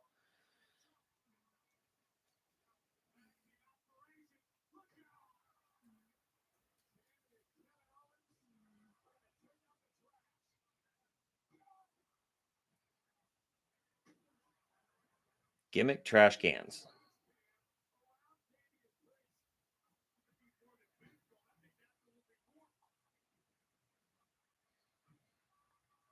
So an old fashioned Terry Funk style match here.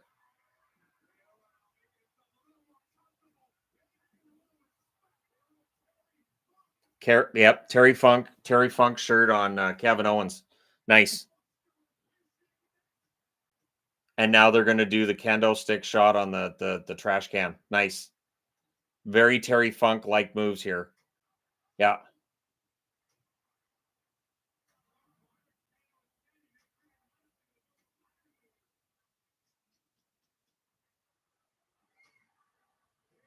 nice. Nice. Owens and Zayn are just fantastic together. I don't know when they're going to turn against each other, but eventually it happens. These guys have had a running on and off feud for what, a decade? So, eventually it's going to happen again.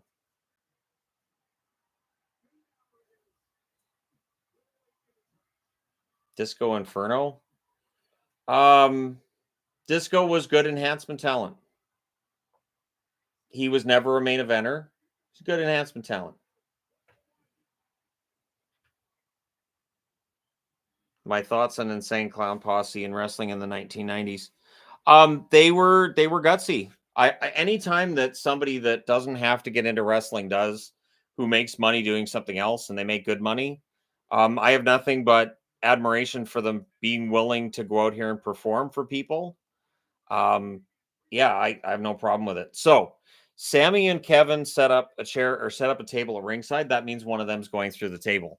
That's a rule in wrestling. I pointed that out to Yvonne when she was watching wrestling with me for a short while there. And I said, whoever sets up the table goes through it.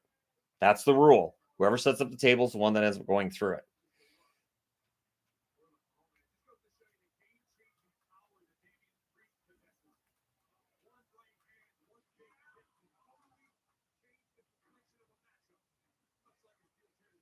I hope this ends this feud too, because these guys have been fighting for months.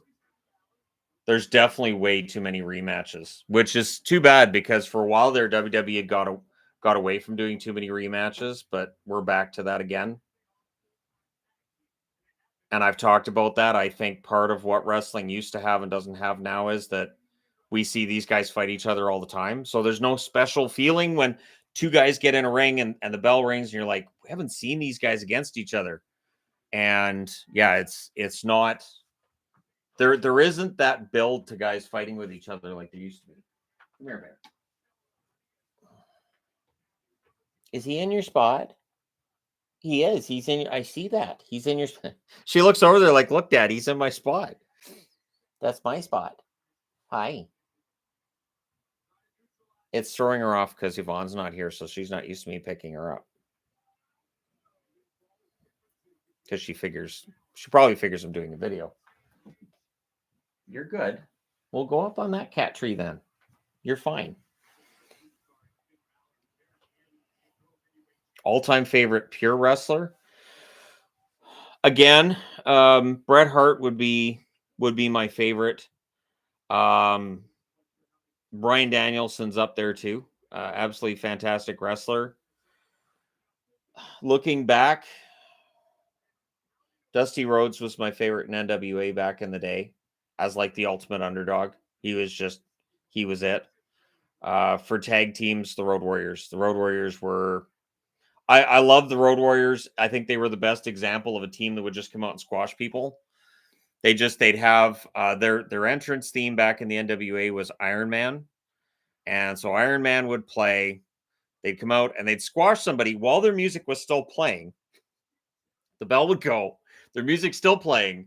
They'd get the 3 count and it would be over in like 20 seconds. And it worked. Squash matches with the right guys work. And with the Road Warriors, it made you believe these guys are just going to murk everybody. Everybody's dead. These guys are just going to run through the whole roster. And yeah, they were great at that. They were fantastic. There isn't the closest we've had to a team like that in WWE is Authors of Pain, who apparently got rehired. Authors of Pain can absolutely do things that way, and I think they could be a dominant tag team in the WWE.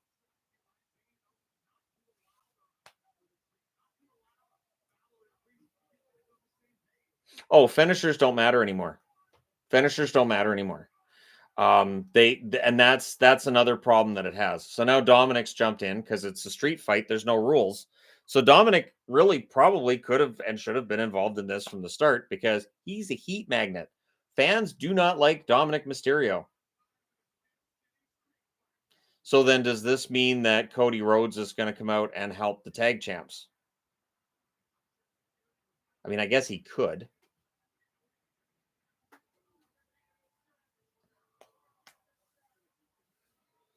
Will Shane McMahon ever jump from a Hell in the Cell again?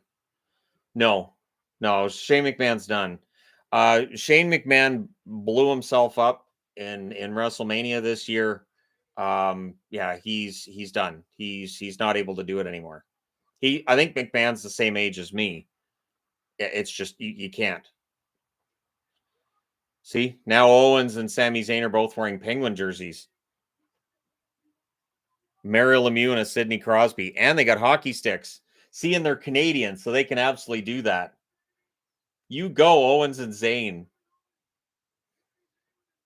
That's a cheap pop, but whatever. They did the Terry Funk. Now they're doing the cheap pop like Mick Foley. All right, so Owens is bleeding pretty good.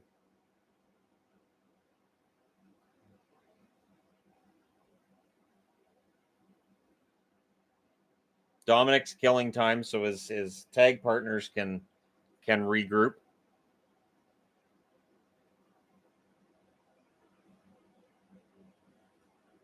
See, if they were actually doing the hockey fight, they do a good job jerseying him. You have to get the head, and then you do the Happy Gilmore. They're really going to jersey the guy.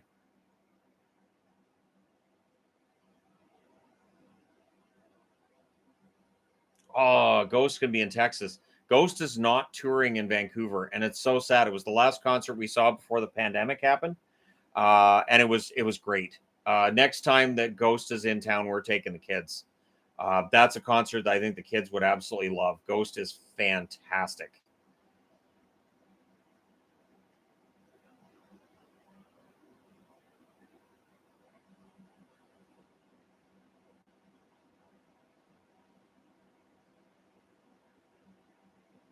So this is where Priest gets hit by Finn Balor. Here it comes. And not yet. Didn't happen yet. Kevin Owens blocked that. Blue Thunder Bomb, the least devastating move in wrestling. And not the 3 count. Like, ever since Simon Miller started saying it, he's right. You never see a 3 count on a Blue Thunder Bomb, which is a shame because it's kind of a cool move. It is kind of a fun move to see executed, and it never gets you the finish. It never wins the match.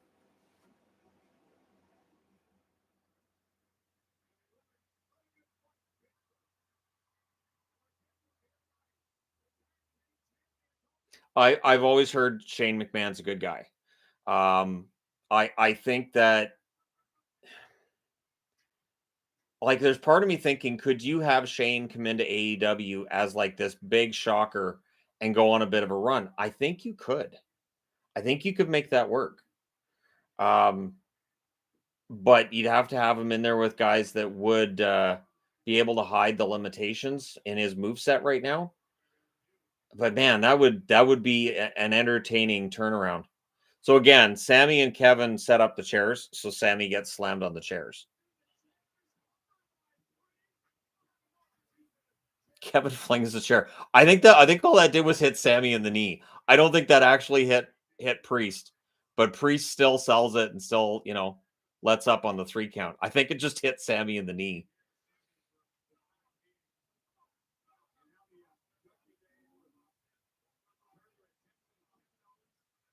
Aren't they both Habs fans? Yeah, I think they are. I know Sammy is. I think Kevin is too.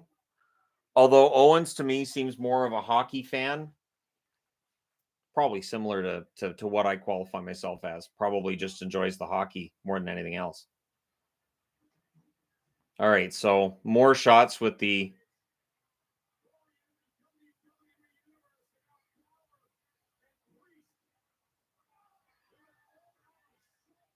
All right, so we're going back out into the crowd with this one.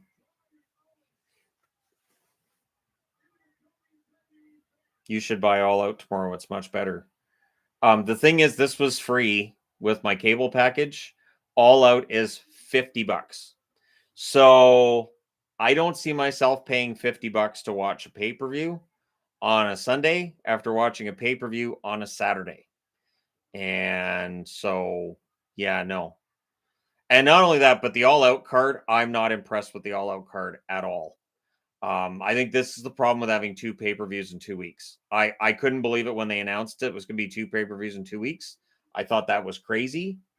I don't think All Out's going to be, and then the crowd's going to be nuclear about CM Punk in all likelihood.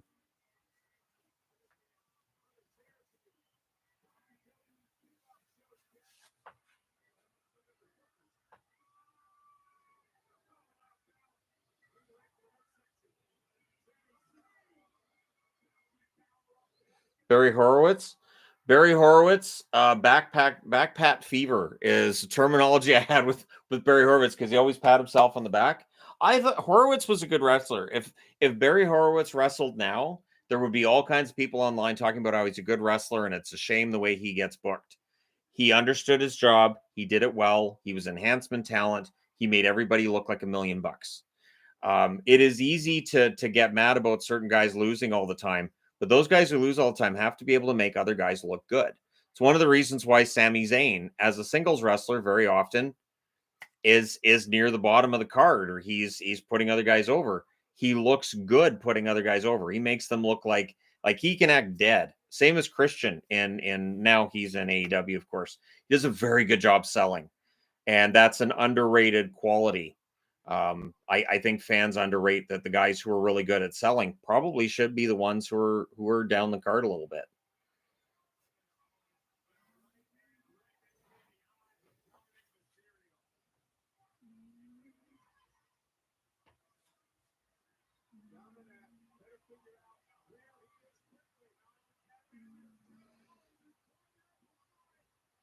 See, again, the matches we've seen so far, there isn't anything I've seen on this that I didn't see on Raw or SmackDown. None of these guys who are fighting with each other have been kept apart for any period of time. So they do the table spot there. Dominic goes through the table. I think Owens and Zayn are going to retain the titles because I think ultimately this is about Priest and Balor splitting. I think Rhea would already be involved too if she didn't have a match coming up with Raquel. But I'm starting to get worried about how long this is going to go. We're already at 2 hours, and this is the fourth match, fourth match, and we're almost up to 2 hours already.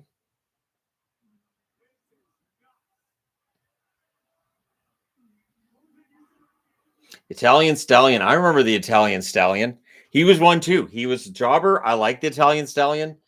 He would win matches maybe to open the night, but he would never win a match if he was on the main event of WCW Saturday night. WWW at the time, Worldwide Wrestling, which was NWA. But yeah, Italian Stallion was a good jobber. He knew his job. He did it well.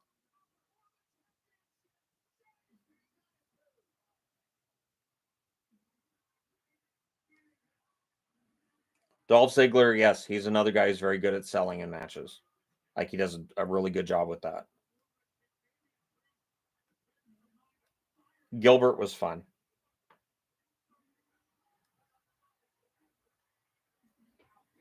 I'm just waiting for Priest and Balor to have the split here because that's coming, where one accidentally hits the other, probably cost them the match. I know that they want Judgment Day segments to be in the same vein as like Bloodline on SmackDown. I don't think the Judgment Day has the same level of storytelling because they're not family. We know that all these guys in the Bloodline are actually family, and there's this extra level of drama. And I don't know that Judgment Day can get there. Oh, what do you know? Finn Balor goes through that table that Sammy and Kevin set up. I was wrong. Yvonne's not here, so she doesn't know I was wrong, and nobody's going to tell her. Nobody's going to tell her. Here comes a choke slam onto the trash can. No. Stunner.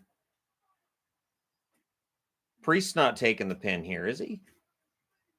It's usually Balor that takes the pin.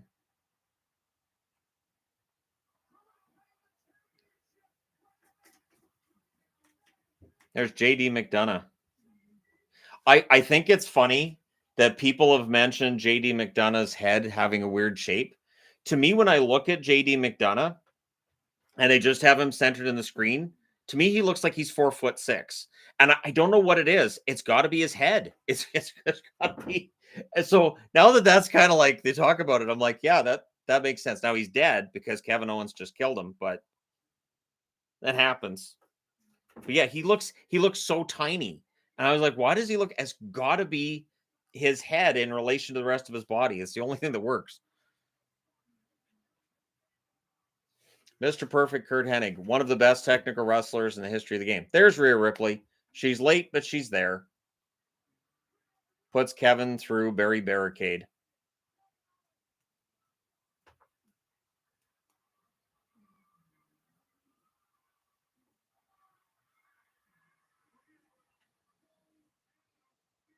Just imagine if they did that and somebody had forgotten to gimmick it and they just crash right into that barricade at full speed.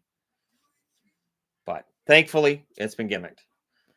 Whoever is in charge of bedazzling in WWE tonight definitely got their money's worth. A lot of bedazzling on the gear for the members of Judgment Day.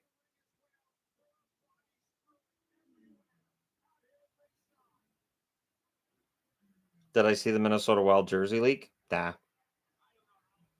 Yeah, anything that happened in hockey today, not so much. If there's enough to do another news video on later, I'll do that. But no, I haven't seen it yet. I will though, because that's something that when that happens, it gets sent to the Facebook page, it gets sent to my email, it gets sent all over the place. So coup de grace misses. Exploder into the corner by Sammy. Sammy's serious now. He takes off his t-shirt. Haluva kick. 1, 2. And Dominic Mysterio breaks it up with the briefcase. And Judgment Day wins the tag belts. So this feud is going to continue. I don't know how I feel about that. Yeah, I don't know how I feel about this feud continuing. You'd have to change something up here to make that work.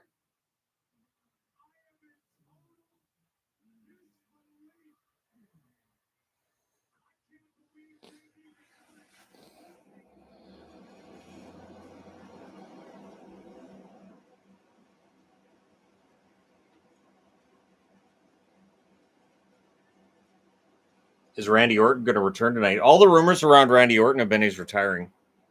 All the rumors with Randy Orton has been he is not recovering as they had hoped, and he's very likely to retire. So that's what the rumor was the last time that I heard.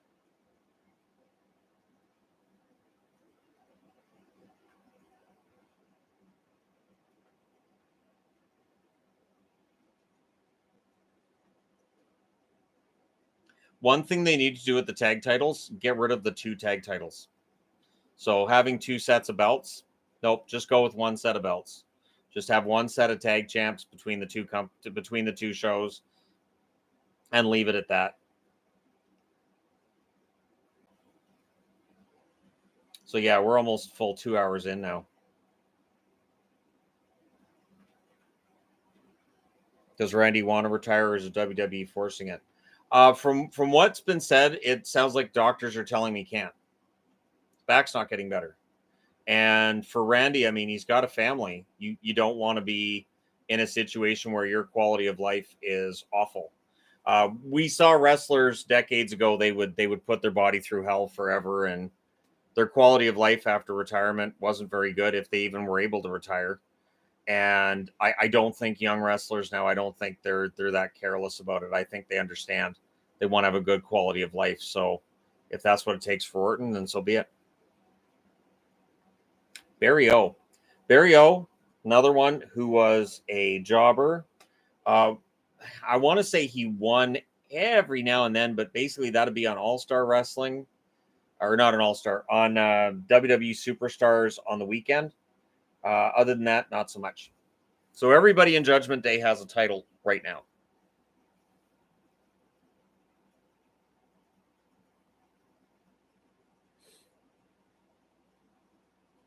Big E, I think he has to retire. And I love Big E. I think he's fantastic. He's a great character. But with the nature of that injury and how long he's been out, I don't think he comes back. And I think retirement makes the most sense for him. He could make a very good announcer. He could make a good manager as well. But yeah, you don't want to take that risk. The Gambler. Never watched The Gambler. Nope. Can't even recall. I want to say NWA. I don't even think that was WWF.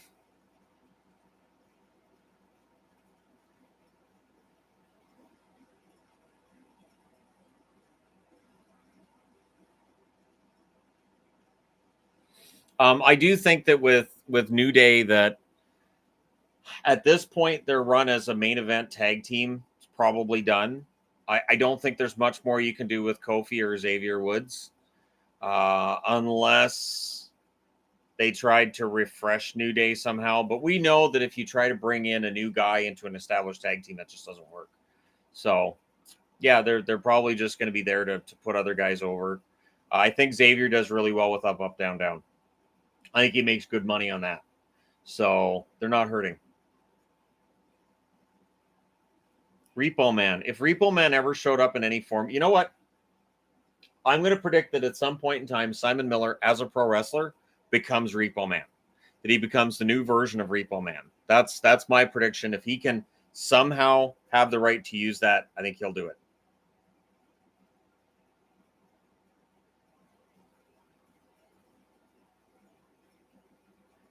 Do I agree with everything Jim Cornette says, or just some things? No, I don't agree with everything Cornette says, but I don't think everybody does. Brian, his co-host, doesn't agree with everything he says either.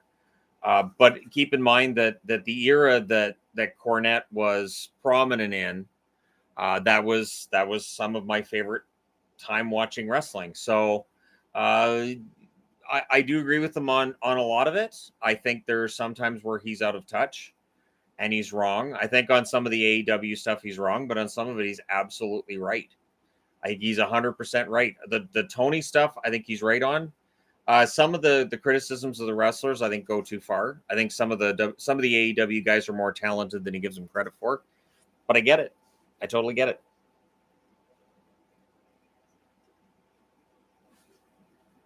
I think any televised WWE or AEW shows use a strong on-screen GM like how Bischoff was for Raw. I think the GM thing, I think that ship has sailed. I don't see much point in bringing that back. I really don't. I didn't like it towards the end. It was a pain. So yeah, no, I don't think that comes back. Tiffany Stratton may very well be a very good talent coming up. Her little feud here with Becky, we'll see where that goes. We do see wrestlers going down to NXT. It seems more regularly now than we did. As long as she's not burying Stratton. So thinking back to when Charlotte buried Rhea, it took Rhea forever to get to get her credibility back after that. So as long as they're not planning on doing that, I think it's a good idea.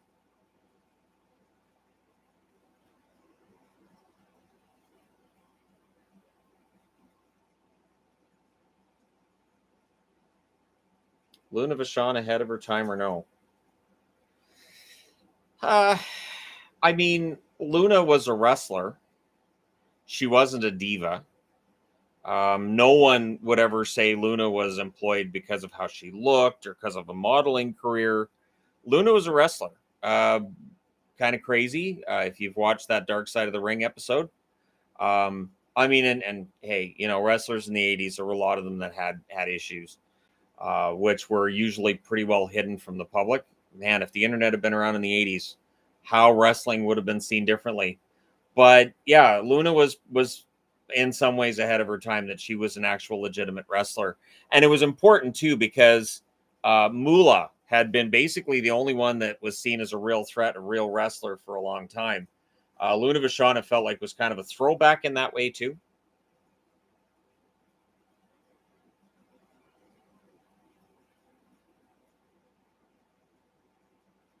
Orange Cassidy.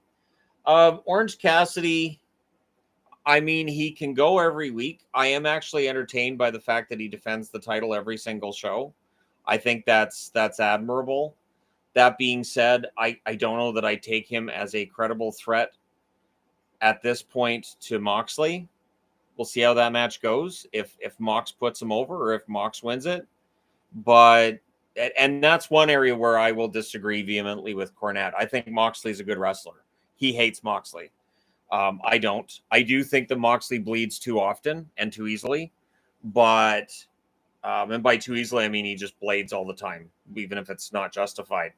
But yeah, I do think that Orange Cassidy should be middle of the card.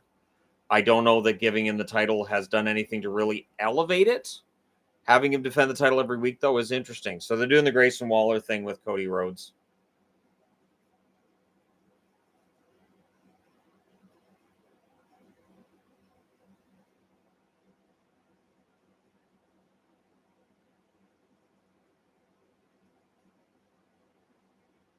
Any other cats in the room tonight? So Shadow's here. Bear's on the other cat tree over there, and that's it. So Azrael and Maple and Pixel are not in the room currently, and I've got two rabbits in here, Licorice and Cinnabon, who are both sleeping right now because they're rabbits. It's what rabbits do a lot. ODB. ODB was really, she was around at the wrong time. I think that her gimmick was probably not one that fit in with WWE's divas at the time. I think if ODB was coming up now, she would have a natural fit both with AEW and with WWE. I think ODB was probably underrated a little bit. Definitely, I think underrated a little bit.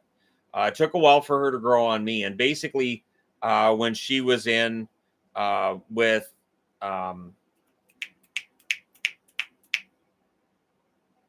Briscoes, when she was in with the Briscoes, I thought, and she went to Old Dirty Briscoe when that was the name she went by in ROH. I thought some of that stuff was absolutely great. Her work with the Briscoe brothers was fantastic.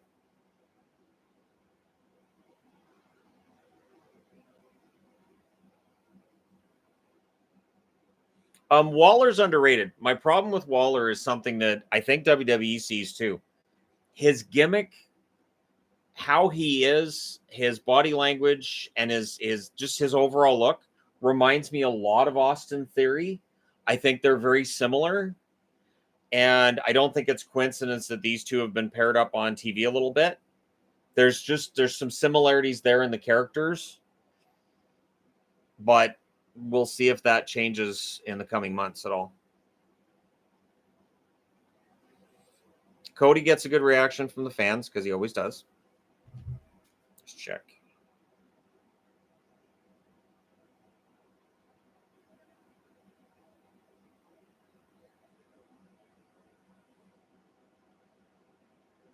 A new season of Disenchantment's ready to go. Well, I don't watch Disenchantment, so.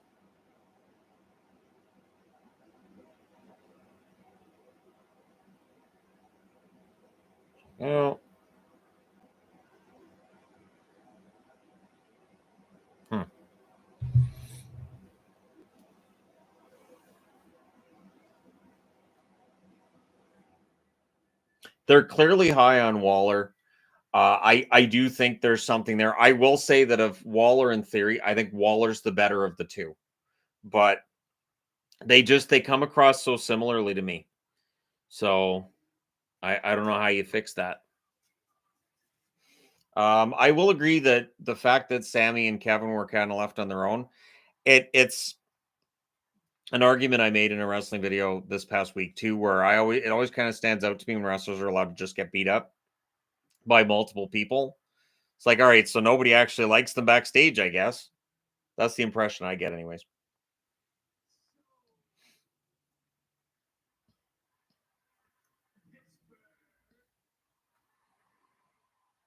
I just find it weird to have a talk show segment on a wrestling show.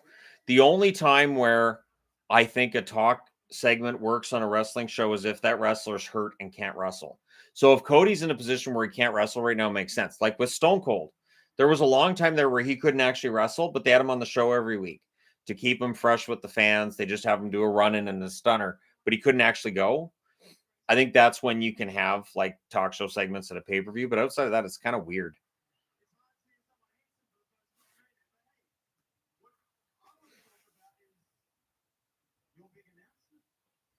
Baron Corbin, he's been jobbed into oblivion. Corbin, I think they're probably at a point where they need to repackage him. I don't know if you go back to the lone wolf gimmick, the happy Corbin thing. I think the ship sailed on that. I don't think you can get him over as a face. So maybe he has to go back to the lone wolf. But yeah, Corbin's been kind of buried. There you go. Corbin's in NXT.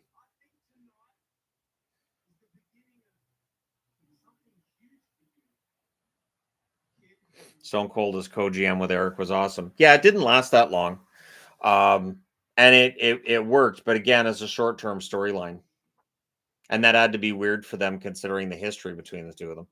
But they were professionals with each other, which is what I was talking about earlier with the whole CM Punk thing. Wrestlers should be professionals. They're not all going to get along. You should be able to go into a ring and wrestle with somebody you don't like. You should be able to go into a ring and trust the guy's not going to hurt you, even though you don't like each other. There are definitely wrestlers who take liberties with guys they don't like. Those are guys who should stay on the indie scene and shouldn't move up. And to me, if a wrestler says, I won't work with that guy, and if I, as the promoter, am saying, look, if I put you in the ring with that guy, I'm going to make serious cash, then he has to get over it because the company's about making money and their job is to go out and wrestle. And they shouldn't be deciding who they do and don't fight because that's a big part of what took down WCW was there was too many guys with creative control.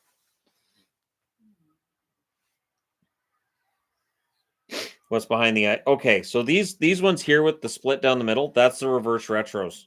The reverse retro hats have the split down the middle. I don't know why, but this hat was on sale for like $10.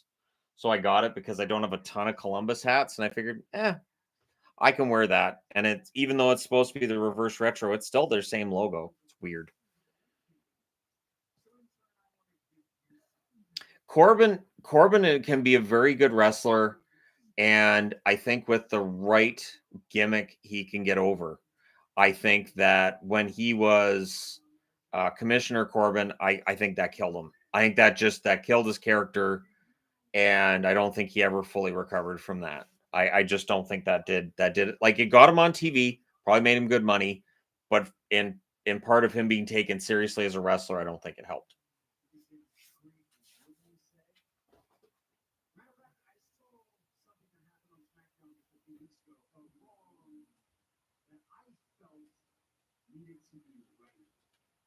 See, but that's the thing. So, okay, CM Punk wanted to do something with the Elite, and he was told to knock it off by legal. That's Tony's job. It's not Punk's job. It's Tony's job. It's Tony's job to sit down with the Elite, and if they say, "Well, we're EVPs and we have this and we have that," yeah, he needs to change that. That has to change. Your company can get destroyed much faster from the inside than it can from the outside. They have to change that. Oh, here comes Jey Uso.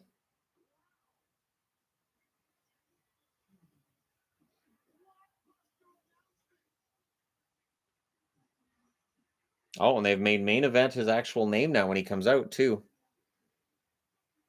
I don't know if Jey Uso could actually get over as champ, but you know what? I'd be open to it. I think a run with him as actual champ might be okay. It's not like he can't wrestle. It's not like he doesn't have not like he hasn't been there forever. I think you could give him a run, and I think he could be just as over with the crowd as Kofi was.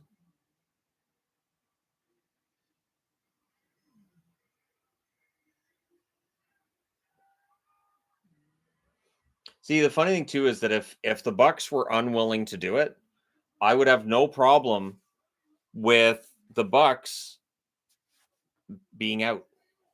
I'd have no problem. I honestly, if tomorrow it came out that AEW decided, you know what, we want the Bucks gone too, I wouldn't be that upset about it. And I was a Young Bucks fan. I'd say 5 6 years ago. I not as much now. I don't find their matches that interesting. I don't think they're irreplaceable. I I don't think that they draw much in the way of money. I honestly think that while they were a cornerstone to start off, I just don't know how much they draw. And I think one of the main reasons they never would have been in WWE, WWE would have jobbed them out. They're too small. I can't see them getting over as main eventers.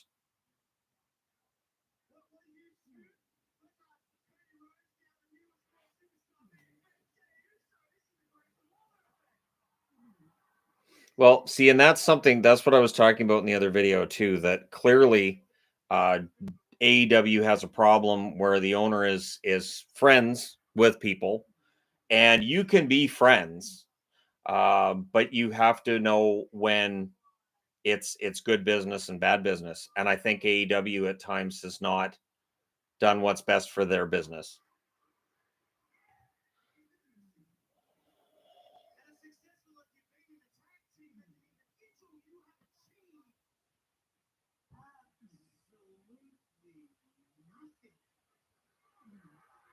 All right, so Grayson Waller's going to get decked here by Jey Uso.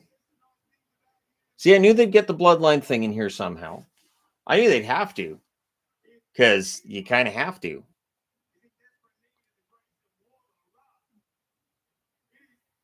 And there's the super kick. See, and he goes down like he's dead. I love that. I love when wrestlers sell and they make it look like moves are awesome and that was devastating. I love that. There's nothing more frustrating than seeing guys take a move like that and then just jump right back up. And it's like, oh, I hated it when Hulk Hogan did it back in the day. I was the only one that when Hogan would start the whole hulking up, I'd be like, no, not again. Stop punching him in the head. Go out and get something like a chair and smack him. Do something else. I know I was weird that way. I was the only one that I thought at the time I was the only one that could not stand Hulk Hogan when he was the champ. I'm finding out as I get older. Now there were others that couldn't stand him either. We just didn't have an internet to talk about it.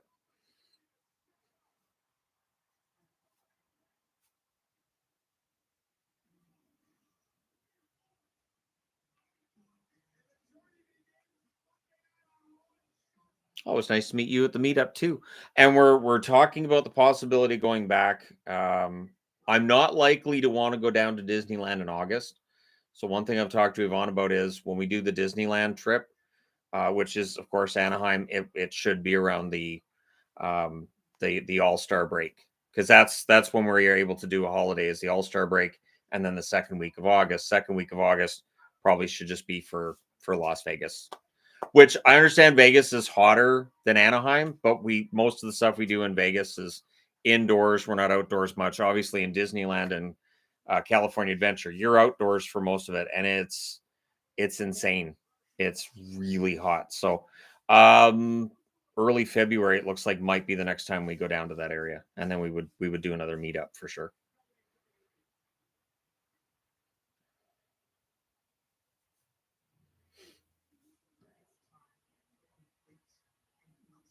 I will say for AEW, I think Britt Baker takes a lot of criticism, and I'm not sure how much of it is warranted. I think that the women's division is kind of a disaster, which is a shame because there's a lot of really talented women in it.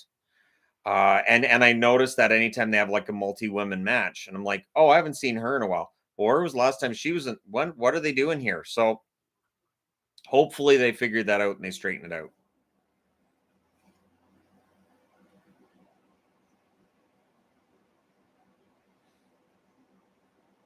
Cena, I'm okay with, but I was never one of these Cena sucks people either.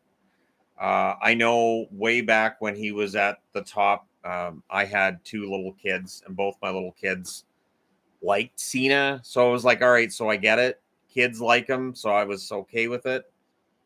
I understand the dislike though.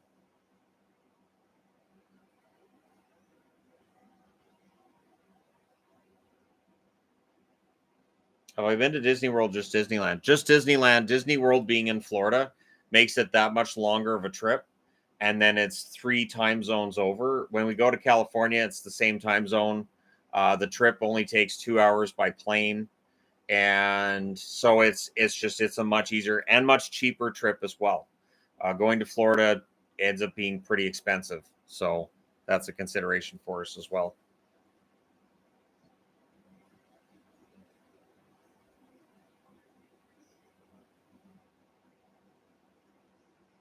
Who wins the next women's match? Rhea. I think Rhea's going to hold that title for a while. The problem they're going to have is you can have a dominant champion, but you need to make it feel like people are a legitimate threat.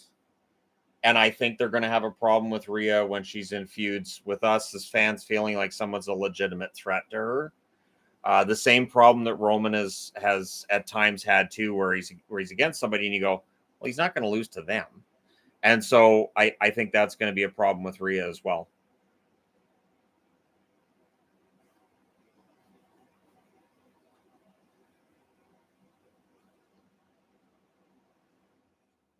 See, I wouldn't say Baker's terrible in the ring. I think that very often, I think sometimes people are critical of wrestlers they don't like, where certain moves they'll be like, yeah, I don't like her anyways, so I'm mad, or I don't like him anyways, so I'm mad at that. Like, I think that's part of it. There's definitely botches that happen both on WWE programming and AEW programming. The difference seems to be people who don't like one company over the other will talk about that. But yeah, I think Britt works best as a heel. I think that the real star of that division is the one that's on the injured reserve, which is Jamie Hayter. I think Jamie Hayter absolutely should be dominating the AEW women's division. So much talent.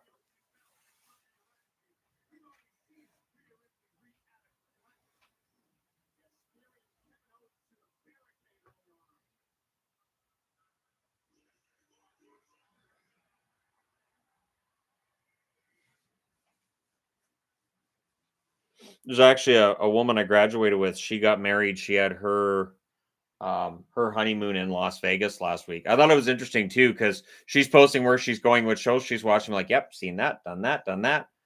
So yeah, it was kind of fun to see somebody else doing that too.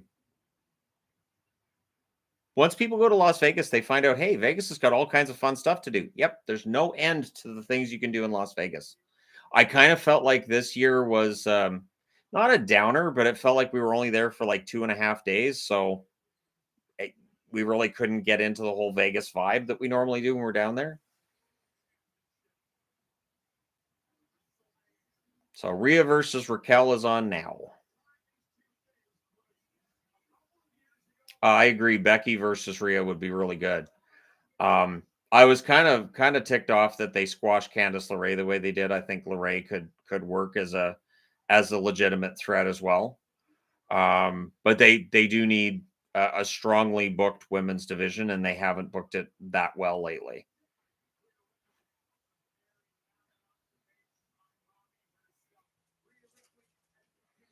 I do my best to be as impartial as possible. I still get told I'm an AEW mark, even though I still watch WWE. I enjoy the wrestling a little bit more in AEW. I find it's better as a wrestling program. The entertainment side, WWE has that down. It's a totally different experience between watching WWE and AEW. Feels like AEW, there's a lot less of the talking. And again, people prefer one over the other. That's fine. But having two strong wrestling companies is really important because there are a lot of wrestlers who are out of work. even with two strong wrestling companies. So if AEW went under, well, that's just going to put a whole bunch of wrestlers out of work that are really good wrestlers. So hopefully we see two strong companies for years to come.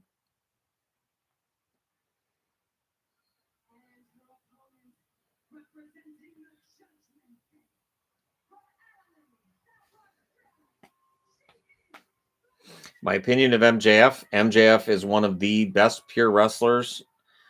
He is the best on the mic in AEW. I don't know that it's close. He is a natural heel. I understand he's over as a face right now. That is not best for his character. I don't think he stays as a face. I think that him screwing over Adam Cole is going to happen sooner rather than later. I think if they decide to go the other direction, it's ultimately going to be a mistake. If they make MJF the face and Cole the heel, I think that's going to be a mistake. Could the NFL ever expand into Canada? No. And I say no because the obvious location would be Toronto. If you put an NFL team in Toronto, that would likely put the Argonauts out. If you take the Argonauts out of the CFL as it stands probably does not survive. Financially, without a team in Toronto, I don't know that the league would survive.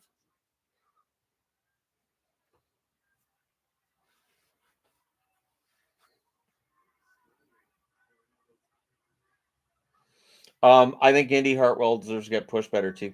Emma never will. Emma, WWE soured on Emma during her first run, and clearly, with the way she's been booked this time around, they don't see a star there much at all.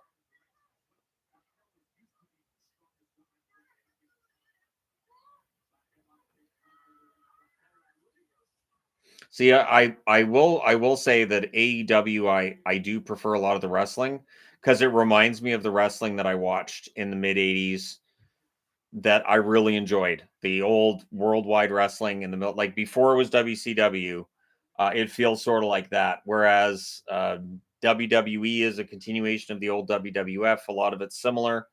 Yeah, AEW feels like a real throwback.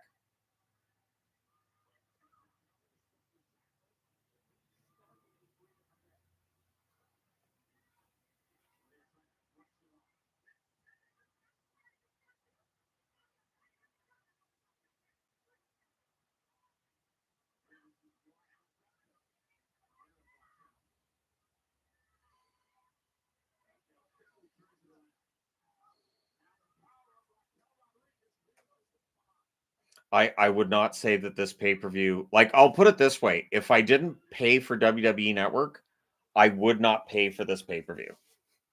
And I know they're premium live events now, but I don't think that these events have the same gravitas they used to. The importance isn't there. It's just not the same.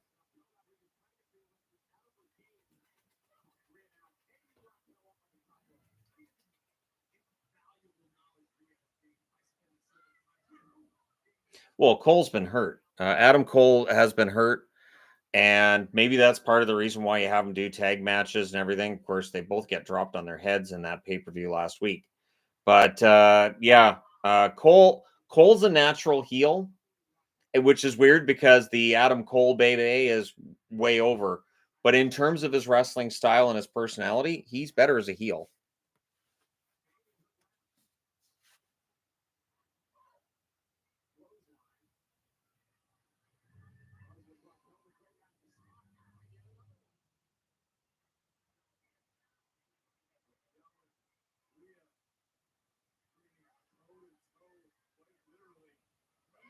I think it's nice that they're holding hands. Oh, they stopped. Well, they're doing their best to make it look like Raquel's got a chance here. But I mean, I think we all know Rhea's not losing the title to Raquel Rodriguez. I think the plan is to keep the belt on Rhea for quite some time. It feels like now with WWE, they want their title reigns to set records for their length and in the positive way. Whereas back in the day, it felt like, oh, this guy's been champ for 2 weeks. He's done. Week for this guy. He's done.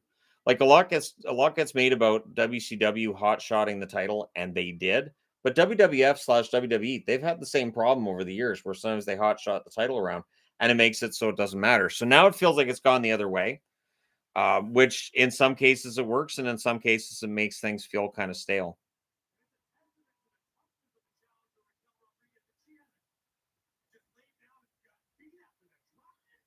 Think of the new World Heavyweight Championship main eventing this pay per view. I mean, it's fine, and I think that Shinsuke and Seth are going to bring it tonight. They're both really good wrestlers. I don't think Shinsuke's a legitimate threat to that title, though. My thoughts on Gunther.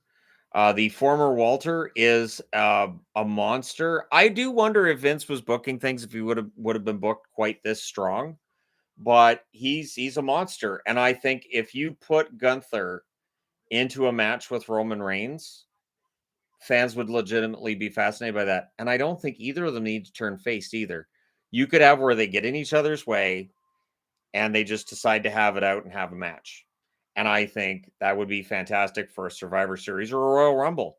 You can make that a Royal Rumble main event. I think people would buy it. Have a good night to you as well. So that's the thing. Like Adam Cole's a nice guy, right? He works well as a heel. How a person is outside the ring, I don't think has an influence on whether or not they make a good heel. Some of the best heels are nice guys outside the ring, and that's been the case for many, many years. Um, and then there's definitely been some face characters that aren't necessarily nice guys outside the ring. Hulk Hogan.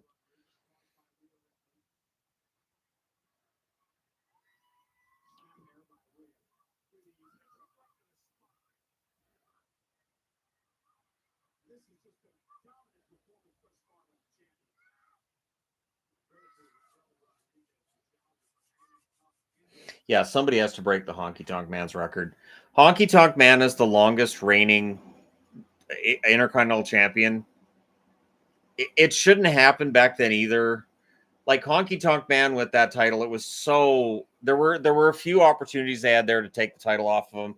I never understood why they didn't take it off of him sooner. And then Ultimate Warrior just goes in and squashes him in 3 seconds.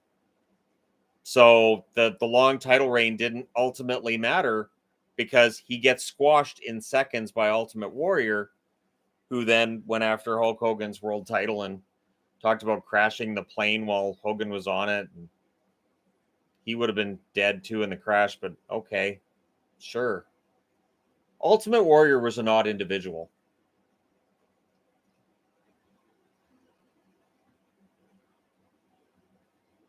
Gunther against Lesnar would be a pretty good one too. One thing with Lesnar, he does seem to excel against guys who work stiff, and Gunther works stiff. He there almost every match. I'm like that looks like that legitimately hurt. That looks like that did some damage.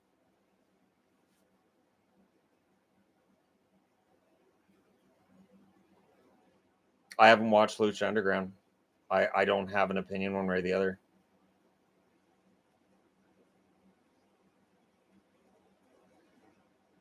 I could see Braun Breaker being the guy. Uh, I don't know if the fact that the Steiners are kind of controversial at this point, if that has any negative impact on Braun Breaker coming up and getting a push on the main roster. I don't think so, but I mean it's there. But that being said, Breaker would be a solid pick to come up and beat Gunther, and then see Gunther get into that main event picture for the world title. I'm honestly kind of surprised. So the ring general, right? That with his ego, it feels kind of odd that he hasn't already decided to go after Roman. That he's just defending his title. You would think with that character, the ring general, that he would have already gone into the ring and told Roman Reigns, "Hey, I want that belt now. I'm the guy. So you better give me that belt." I'm kind of surprised it hasn't happened yet. Is Raquel going to hit the choke slam on Rhea? Nope. Just a clothesline instead. And clothesline.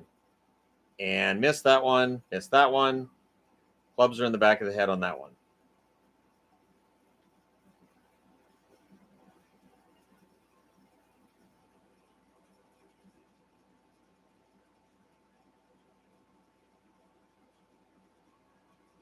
What percent do I give CM Punk going back to WWE?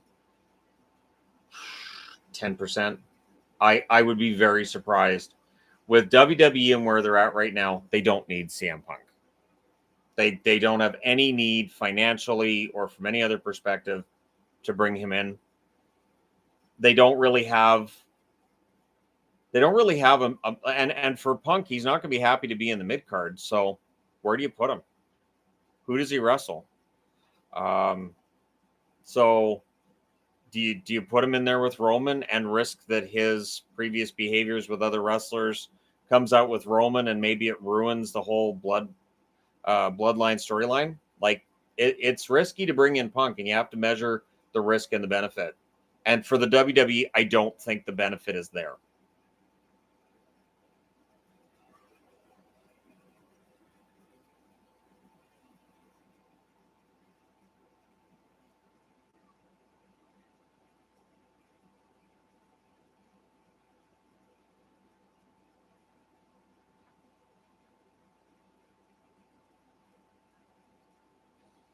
I don't think that I see that's the thing. I don't know that Punk still has the amount of desire to be a wrestler that he did 10, 15 years ago.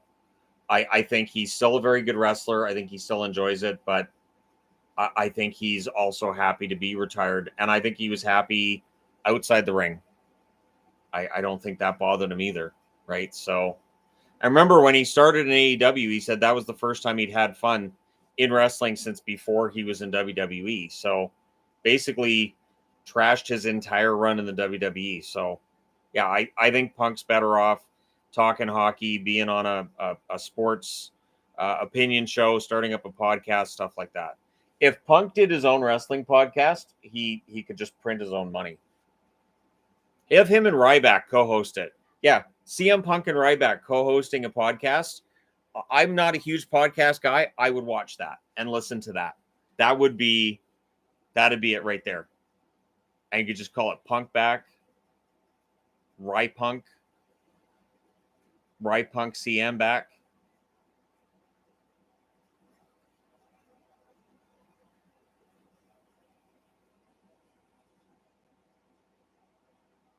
I see the clip of AEW and these two wrestlers giving each other back to back Canadian destroyers without selling. See, the Canadian destroyer is a devastating looking move, and you need to sell it. And it's something that I've said about DDTs as well, that, you know, with some of these moves that are good moves, the fact that they've been diminished, it doesn't do anybody any good. It doesn't. A lot of the finishers that I see in wrestling now are weird, fancy versions of just basic moves. And in some cases, they're just kind of basic moves. And some of the best finishers now are just part of an ordinary move set. Like, I don't really understand some of the ways wrestling has evolved over the years. Now, at least they're making Raquel look like she's not a pushover for Rhea, which is nice. Oh, I know Punk hates Ryback. That's why I'm saying that would be, I'd have to listen to that. Those two guys, it would just be hilarious. You couldn't have them in the same studio together, but you have basically a broadcast of the two of them. You could have Eric Bischoff being the guy in between and you know, trying to mediate that. You could have a very entertaining broadcast right there.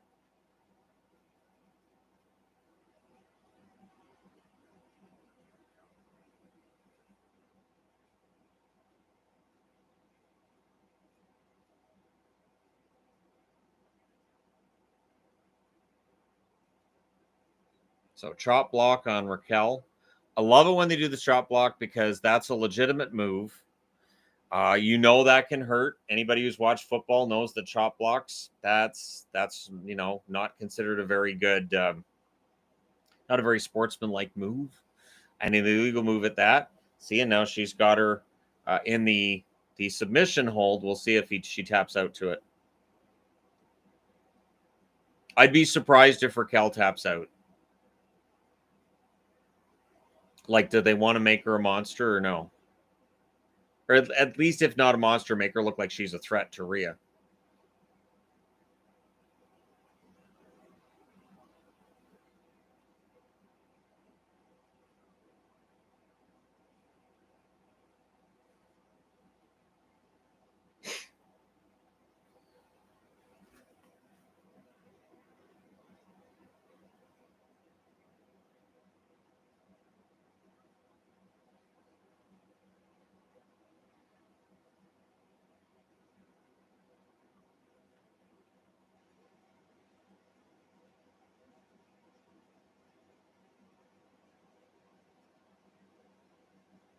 I would be perfectly fine with Punk with Cornette. That'd be great too. That'd be must see or must hear. And yeah, there have been a couple of little botches in this. The one thing is, both of these ladies are pretty strong, capable of taking care of themselves. I worry a little bit less when they botch a move than I do if it's Alexa Bliss or Liv Morgan, one of the smaller ladies who can definitely can affect your ability to stick around and wrestle for a long period of time.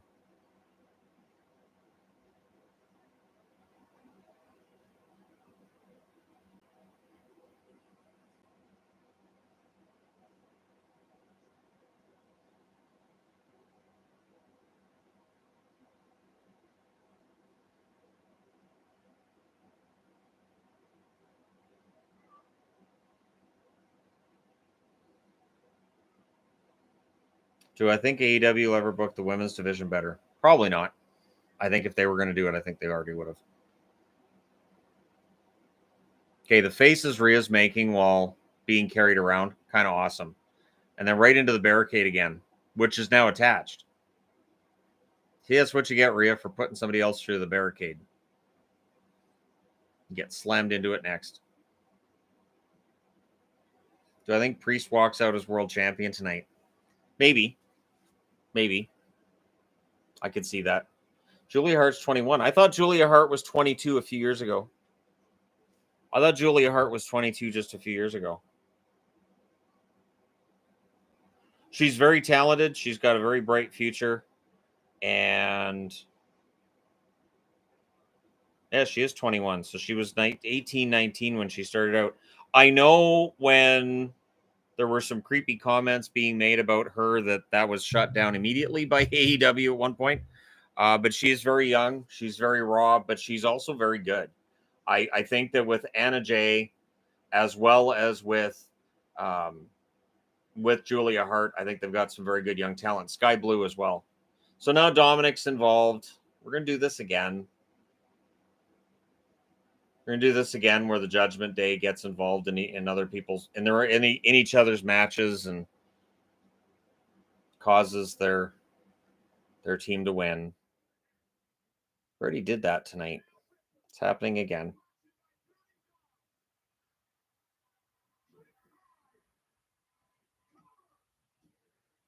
There you go. Happened again.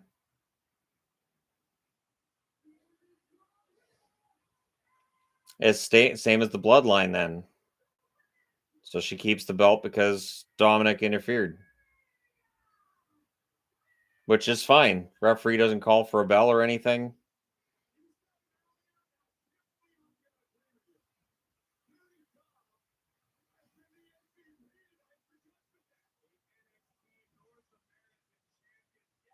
Yeah.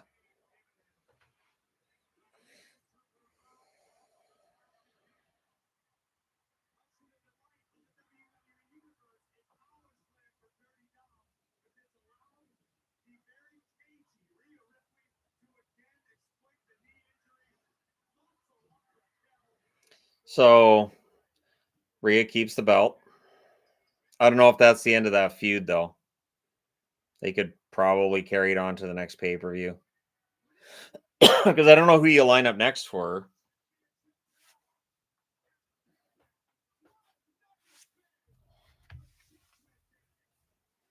Oh, no.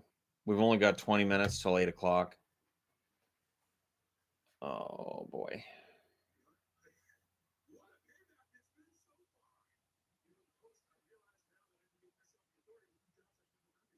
Cena, what are you doing?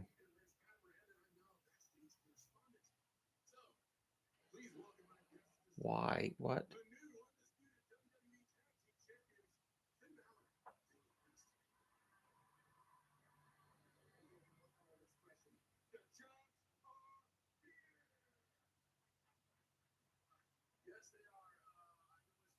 This is weird.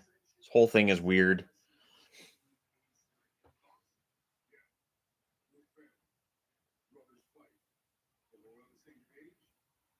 Yeah, Shinsuke Nakamura, I can't see them giving him the belt. I mentioned that earlier in the stream. I don't think I don't think WWE see him as a world champion, but he's one of the best wrestlers they've got. He'll get a great match with Seth.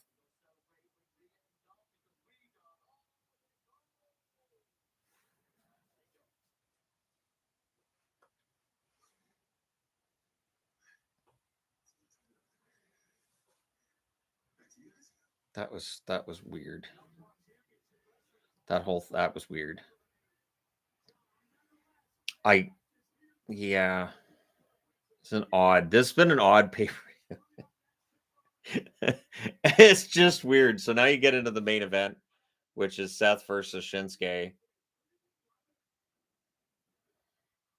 So we'll see how that goes. But I would imagine this will go another half an hour. Yeah, I would think another half an hour.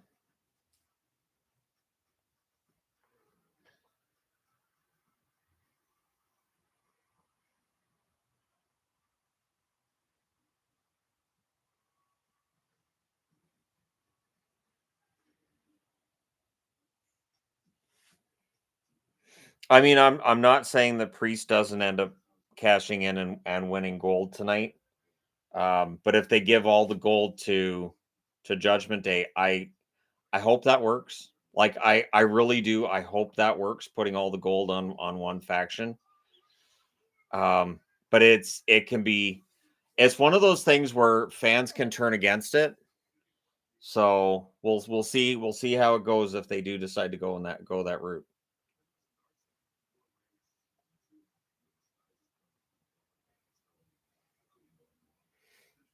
It's interesting they've got the Kurt Angle documentary coming up. Angle should have listened to WWE a little more than he did when WWE was like, "Yeah, you got to be careful." I think he was very fortunate that he didn't suffer a more heinous injury in the second half of his career there. So Chad Gable's fighting Gunther for the Intercontinental Championship tomorrow night on Raw. That's too bad. That should have been on this show. You easily could have taken 5 minutes out of at least four of the matches we've already had and given that match 20 minutes. But, that's just me.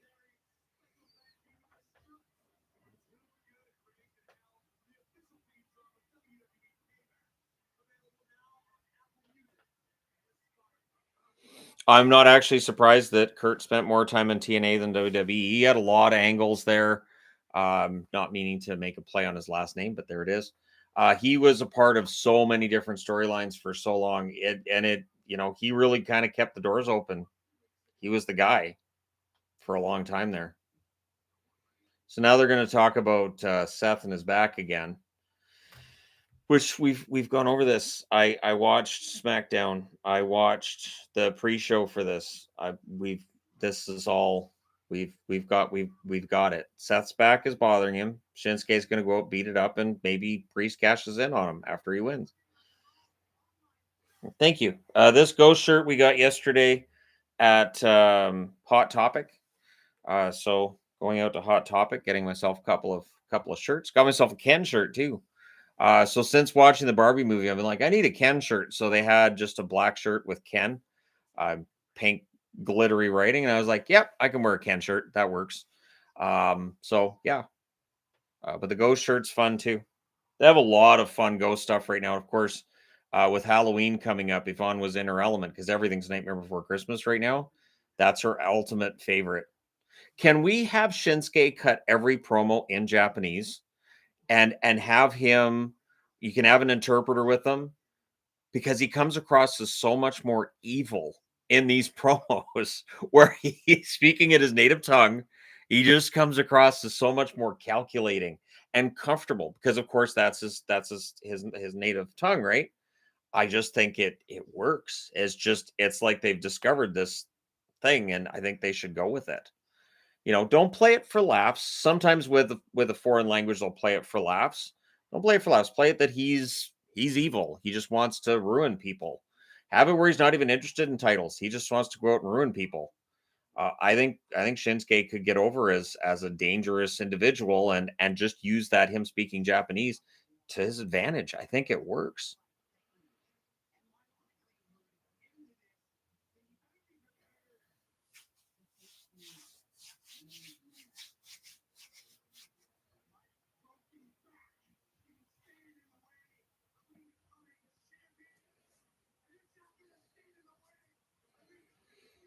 Yeah, AJ and Shinsuke, yeah, that feud wasn't great. Nope. I don't think they've really done a great job with Shinsuke Nakamura, which is why, as much as I'd love to see Hikaru Shida in WWE, I don't know that she'd be booked very strong. Shida is better than the lot she's given in AEW. I'm stunned at how she's kind of just shrugged aside. And I know she won the title, but then she lost it a week later, and she wasn't really involved in the pin. And then she's not even in a feud to get the title back. So I don't understand that.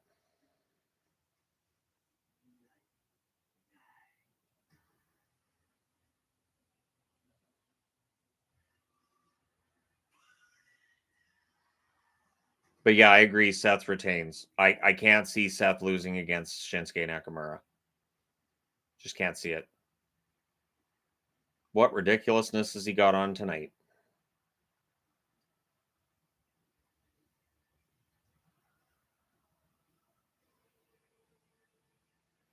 It's interesting too, because with all the talk about his back, it really reminds me of Shawn Michaels. And with Shawn Michaels, of course, he was champ right up until he suddenly couldn't wrestle anymore. So if Seth does need time off and does need back surgery, that'll be very reminiscent of Shawn Michaels. And there, of course, is the Shawn Michaels Seth Rollins connection to begin with. So we'll see if that does in fact come true or not. No, Io doesn't feel like a long term champ, but that's because she's in damage control and Bailey is the prominent personality, right? She is far more vocal than Io Sky is. They need to book Io really strongly and have Bailey turn against her. That's the way to go with it.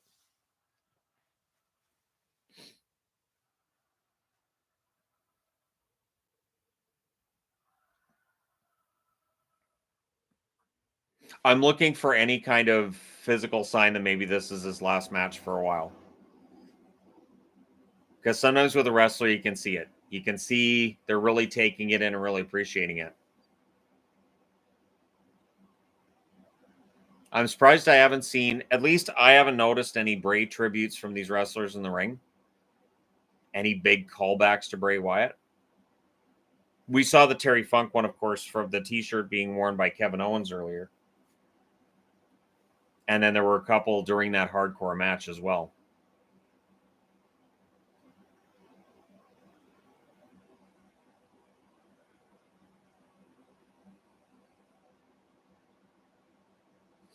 I do think the Japanese wrestlers get booked poorly by AEW and WWE. I think the one thing that's hurt AEW is that when they have the crossovers with Japanese wrestlers, it feels like the Japanese wrestlers are always going to lose. That was something that I noticed every time a Japanese wrestler came out. I was like, so they're going to lose here then. And I mean, I get it. They're not from that territory. They're not AEW wrestlers. But if you have them lose all the time, they don't seem like a threat. So at the start of the match, you already have a really good idea of who's going to win, and that's not good for wrestling.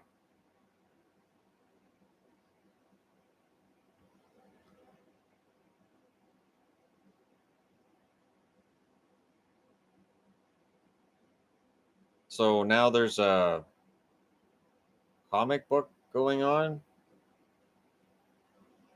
So who animated this then?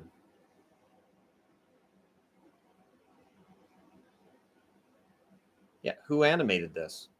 Because we know Shinsuke didn't.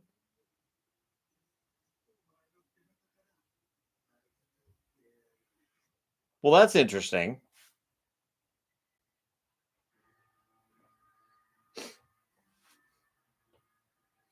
Shinsuke's music is still absolutely my favorite in wrestling.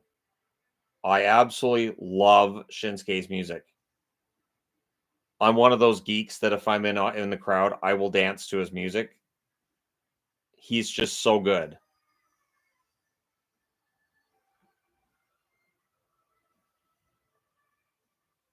Yeah, he is so good. He is, and he's over with the crowd. And I really think that if they ever decided to actually make him champion, I think it would work.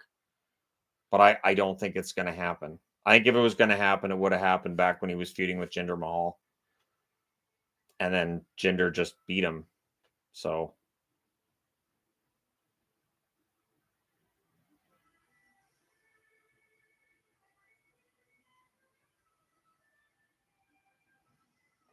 we'll see how this goes tonight.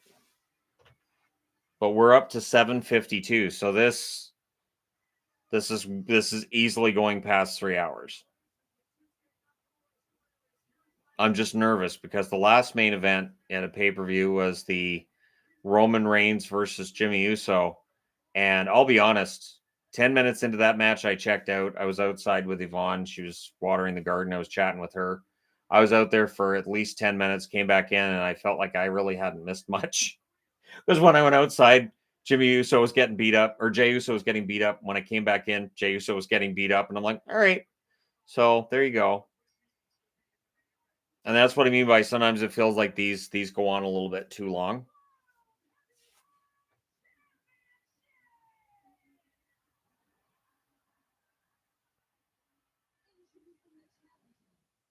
Yes, Dakota's injured. I think that's why Bailey hasn't turned. I think that's why they're still together. I think the turn happens when Dakota Kai is healthy and able to compete in the ring. Then I think you see Dakota and Bailey team up and go against Io Sky.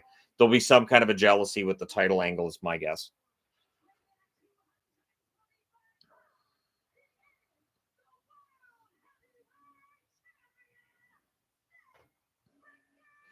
Yeah, I think SummerSlam was a little bit overbooked. I think it was a little bit overbooked. And again, that title match for me went too long. Um, yeah, just too long. So, and that's one criticism I would have with the Bloodline storyline in general is that some of the angles, some of the in-ring segments, the interviews, they can go on for too long. That's definitely an issue.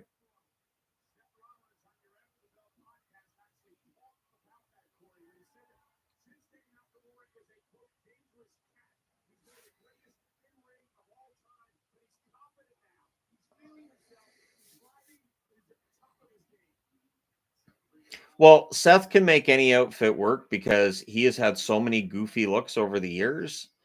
And because he's an excellent wrestler, it works. Absolutely does. If you are a really good wrestler, you can pull off a goofy look. There was a while there where it felt like between him and his wife Becky that maybe they were trying to one up each other when it came to like, I look at the goofy outfit I have. Oh yeah, look at the goofy outfit I got.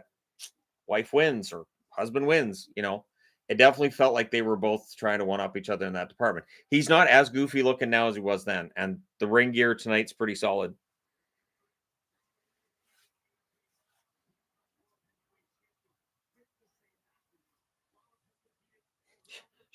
Shinsuke's body language in the ring is so unique. It is so no one else has his body language. No one else could. He is so good at this. It is criminal that he hasn't been the guy in WWE at any point.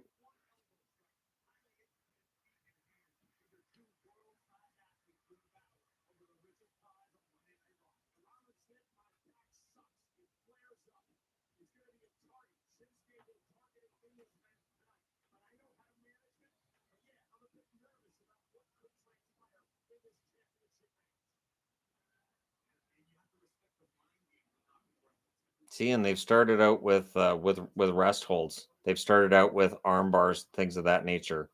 I always prefer matches that start off that way. You can get to the fast stuff and the top rope stuff later. Started off with those holds, started off with trying to wear the opposition down. It just makes sense. There are definitely wrestlers now that just feels like they're going from one set piece to another, and it can take you out of the match. because you can see it's set up. You can see it's fake. You can tell. Especially when they're taking those multiple dives over the top rope, because you can see the guy outside the ring like this. Nobody stands like that unless you're trying to catch a wrestler.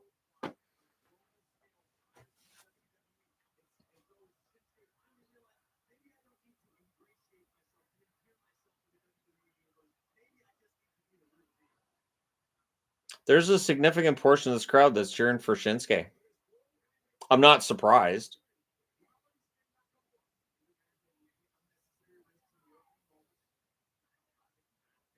And we know Seth can work as a heel if the crowd does turn.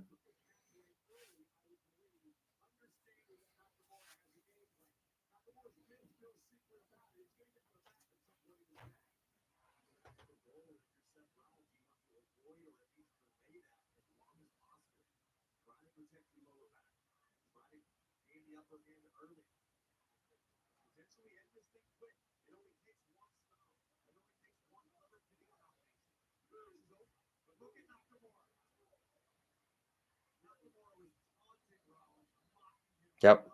The ring psychology for Nakamura is always fantastic, always on point.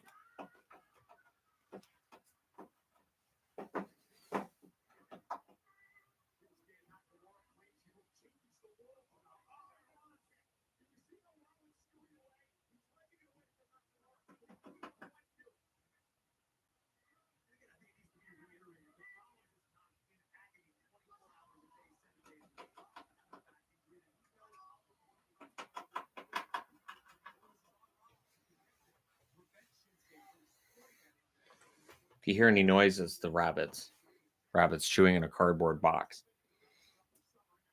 There are times when I'm doing hockey videos that I have to pause because I know Cinnabon or Licorice have got the cardboard box and started chewing on it.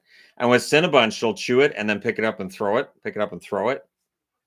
I was like, I don't think this is making enough noise. I'm going to start banging it around a bit.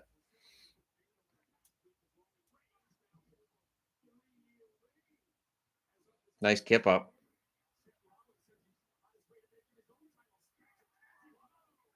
And there's the dive through the ropes.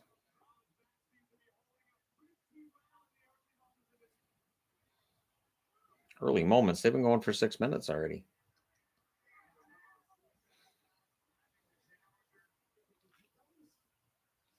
I didn't think they called it a suicide dive anymore. I thought they stopped calling it that. I know in AEW they call it a tope suicida, and I'm like, isn't that a suicide dive? I just, just sometimes it sounds a lot like the same thing. You give it a fancy name, I guess. If it's in a different language, right? See, now Shinsuke works the back, which he promised to do before the match.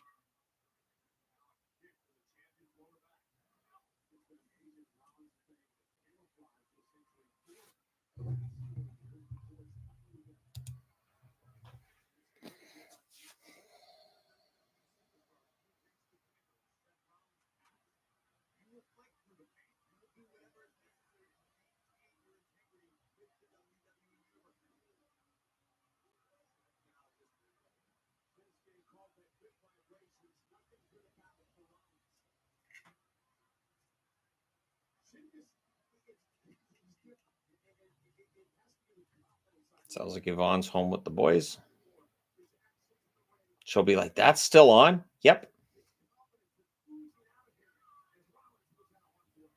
Yes, Excalibur does call it tope suicida.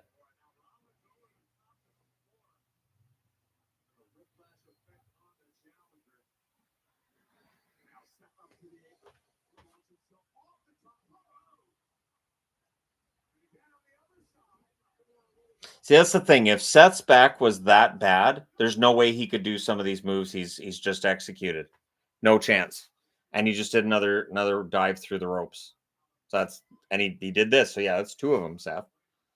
It's a lot of dives through the ropes.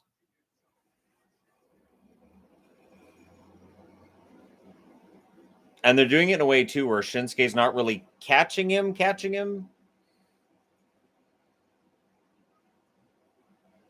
Like you have to hide what you're doing. That's why like the super kicks with the leg slap is just don't do that.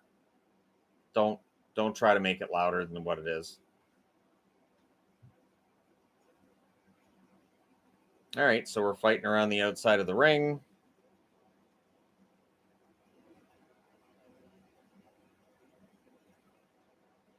And Seth's thrown onto the table. Which, since it's the announcer's table and it's apparently not gimmick to break, doesn't break. And he's thrown into the barricade. Somewhere Simon Miller's crying.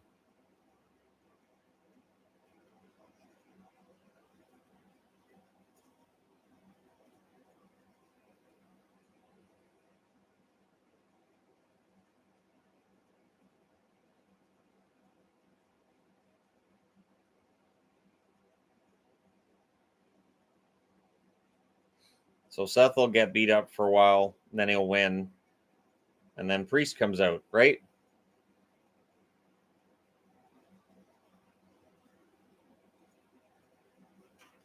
But if you look at it too, like it's methodical the way that they're doing this. And I do prefer the more methodical psychological wrestling over the crazy 15 million moves a minute kind of thing where you can't really follow what's going on. And if you can, well, it's funny too because I tried watching AAA years ago. I used to try because there was a Latino channel up here, or at least they broadcast it up here, and I would try watching AAA. I had no idea what the hell was going on because I didn't know, and I guess there were no tag rules, so you just didn't have to tag. And I was like, who's the legal man? What's going? Like I couldn't focus. So I was like, I don't like these are all great wrestlers. They're doing great stuff, but what the hell is going on? And sometimes I have that problem with AEW too. It doesn't happen as much with WWE. Come on, if you want to get that camel clutch locked in, you got to get the arms over your knees there, Shinsuke.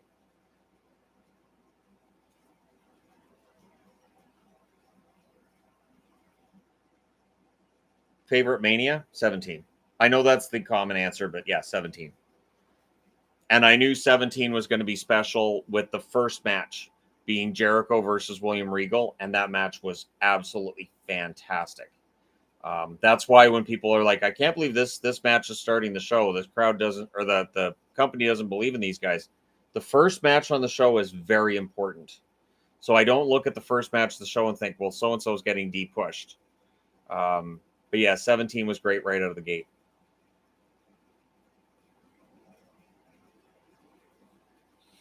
Sonny Kiss, I heard he was out like 6 months ago. I'm actually surprised they just took him off the roster now because I had heard like there was an interview with him saying he wasn't re-signing. The one thing is, I can't see WWE picking him up, so maybe he ends up in Impact.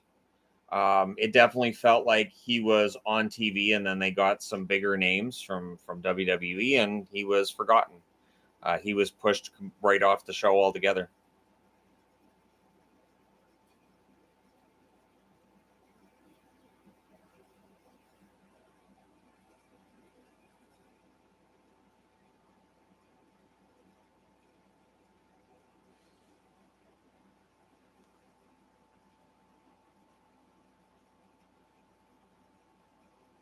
Okay, so Shinsuke with more kicking at him, picking on him, picking at him.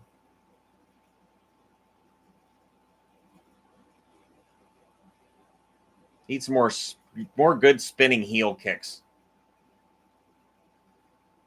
It's funny. I was even thinking back to when I used to write wrestling matches 22 years ago, and I would actually write out the entire match move for move and thinking I could still do that now, but there would be a lot of fans reading it and going, "He does a what? What's an atomic drop? Why would he do that? What's a hammer lock?" It'd be very different than what wrestling has become. But I used to spend every weekend, I would spend 10 to 12 hours writing wrestling matches, like writing them out by hand and posting them on the internet for the little e-fed that I ran.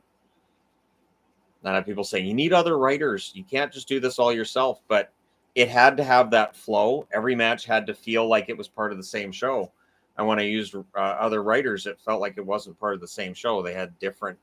Sometimes I'd have to change the commentary because I'd be like, they got the commentators wrong. Especially if the commentators were swearing. I was like, why are the commentators swearing? My commentators don't swear. This isn't ECW. Am I going to watch the AEW pay-per-view tomorrow? It's not worth the $50 for me. It's not. This one's fine because it was included with my cable package. So.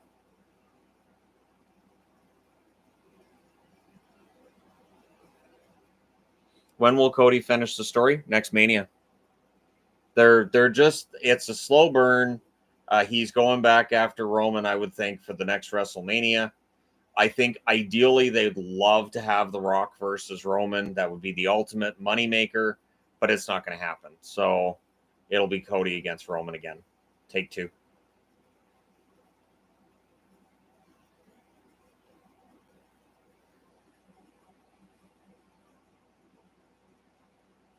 Okay, so we're up to about 15 minutes. We're 7 minutes over when WWE had posted that it would end, but we know pay-per-views are never 3 hours anymore.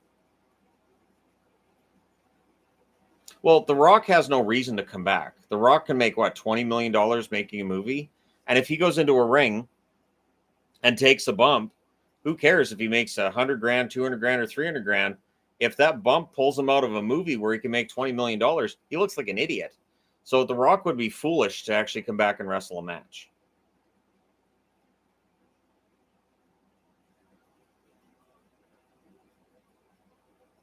There you go. 5-star frog splash.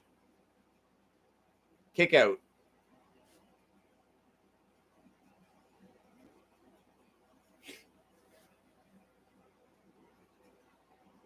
Yeah, Seth's boots are nice.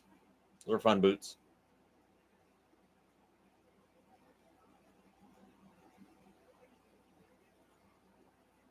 Oh, I talked about Don Cherry's firing when that happened years ago. I don't talk about that anymore. I don't think they could make it worth his while. I don't think they can make it worth The Rock's while. If you can make $20 million making a movie, you're not putting that on the line to go in and wrestle a single match. And WWE can't pay $20 million for a match. It's not going to happen. See, now Seth's really selling the back. I think with Seth's back, I think it's bad. I agree that it's part of a storyline. I think it's probably pretty bad. But I think they're going to overblow how bad it is for this match.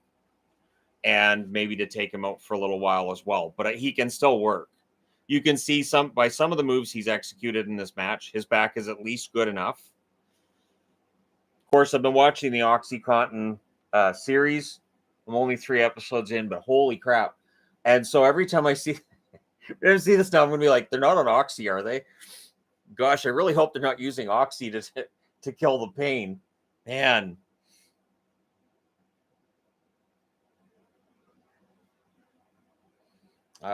Major League Baseball expands into Canada more.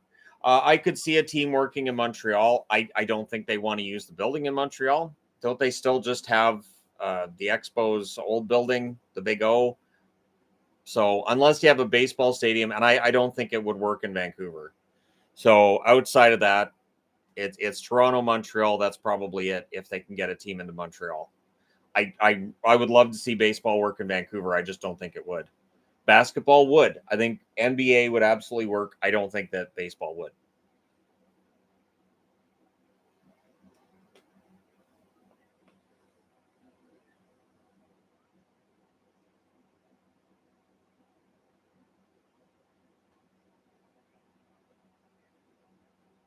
Yeah, Seth's really taking a beating in this match. One thing to watch for, when a wrestler is going to kick out before 3 now, they always watch the referee's hand. And I think where that starts is with Charlotte, the one time she didn't kick out and it was 3. When a wrestler's not kicking out, they don't look at the ref. So if I see the wrestler laying there and his eyes are on the referee, I know he's kicking out. Hi, Bun Bun. How are you? Hi. Come here. Come here. Let the world see you. Hi, Licorice. There's my Licorice rabbit. He's a good boy.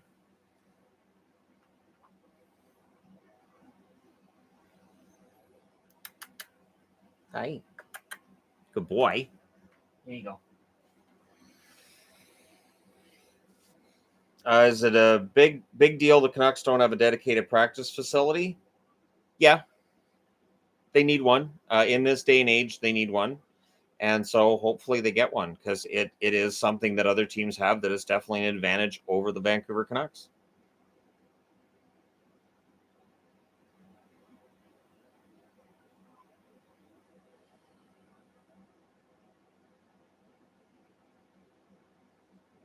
Shinsuke's working a masterful match. This is absolutely insane. Absolutely insane. Do I think the Canadians have a bright future? Montreal is going to be a good team. I'll say it's going to be another bad season this year, probably a bad season the year after, and then it'll get better. We should see incremental improvement in Montreal's performance over the next couple of years.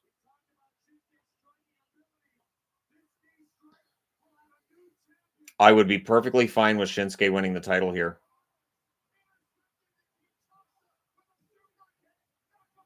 Again, you can see Nakamura looking at the ref, so you know it's going to be a 2 count.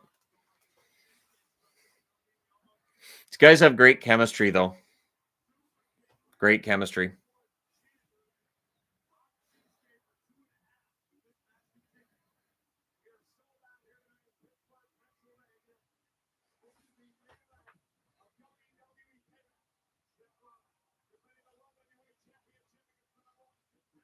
What's with the lights flashing during the main event? So if I was in the crowd, one of those lights is flashing in my face constantly. I don't think I'd like that. Hopefully none of them are actually pointed at fans. I know we've had at concerts where spotlights, those ones that rotate, are the light flashing lights. I'm right in our face. I'm like, now I'm blind. We paid a lot of money for these tickets, and now I'm blind. Great, cool.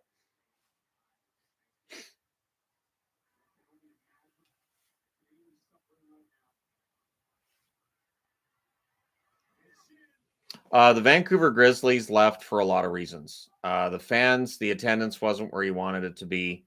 The team sucked. The team was terrible the entire time they were in Vancouver. They couldn't draft, and the Canadian dollar was in the tank. There really wasn't a way to make it work. And there's a real possibility that if Toronto doesn't get Vince Carter, maybe the Toronto Raptors don't last either, for those same economic reasons. But I don't think Vancouver's ever getting an NBA team back because the NBA, the starting price for expansion is supposed to be over $1 billion. That's just to get a team. So I can't see it happening with Vancouver. Seattle will get their team back, though. It was criminal Seattle lost their team.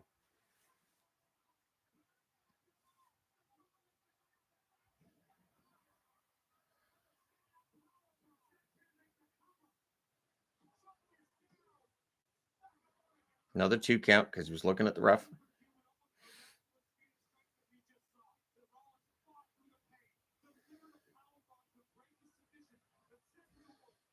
So yeah, they're clearly setting it up that Seth is going to win this.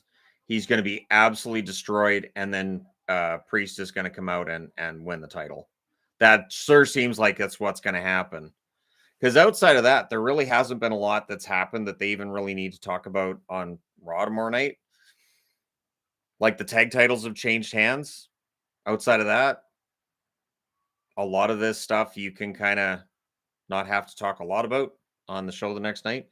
And I think with pay-per-views, one thing that tells you how good a pay-per-view is how much of it, is going to carry on into the following weeks. What does it set up?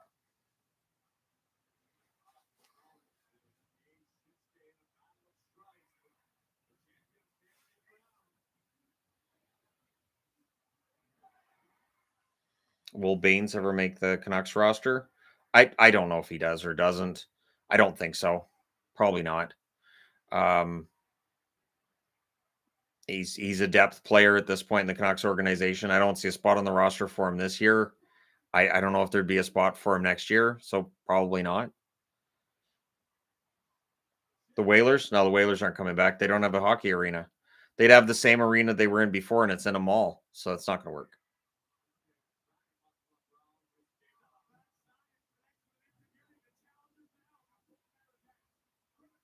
Yeah. I don't really have any concerns about someone else's opinion on a wrestling event. I think it's been okay. I think it's been too long. I think the matches have been very long, which has become more and more of an issue with WWE pay-per-views lately. And eh, it just reminds me why I don't find wrestling to be nearly as engaging as it was 20 years ago. I just I don't find it nearly as engaging as it used to be.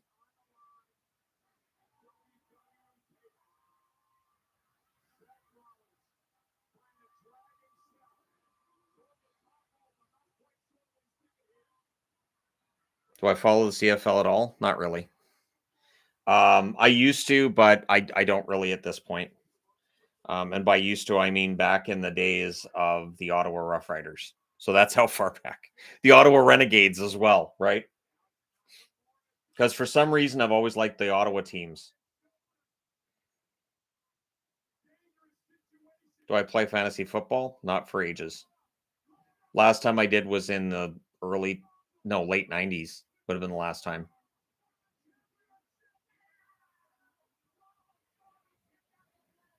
Yeah, we're up to 3 hours, 3 hours and 3 hours and 12 minutes according to the clock here. And I'm pretty sure I started this when the pay per view got going with the first match, anyways.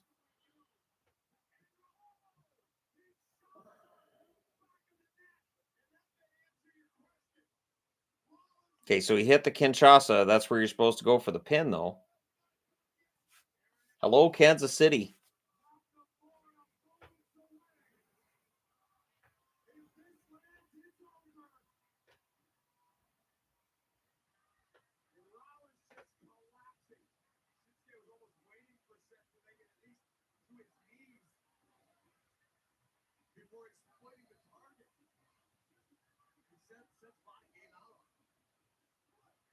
Again, Seth's going to win here, and then we probably see a cash in. I'm going to agree with people on that. We probably see the cash in after. Do I think the new Women's Hockey League will do well? It's their best chance. I don't know that you can sell enough tickets. That's the question I have. Can you sell enough tickets for women's hockey to make a pro league work? They're not going to have the sponsor money that the NHL does. They're not going to have the advertising. They're not going to have the broadcast deal. It's going to come down to ticket sales. I hope. I hope they can make it work. I don't know. They're going to have to get uh, basically that product to where young girls and young families are going out to watch. Basically, get it where kids are really enjoying the product, and then those kids grow up and they become the adults watching your product. That's ideally what they should be doing. There's the pedigree.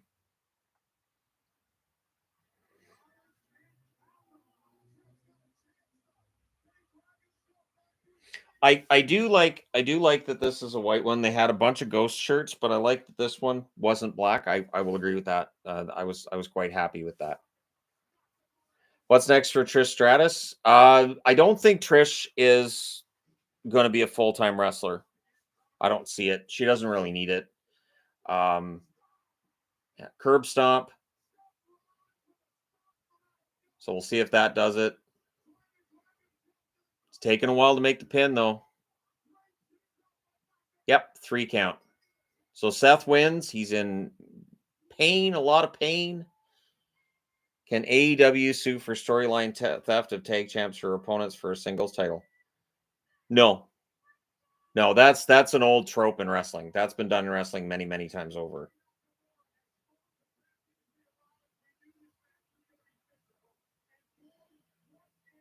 Does Tori Wilson come back? No, no. Do I think Punk sues AEW? No, I think Punk will be glad to be out. Yeah, I think Punk will be glad to be out.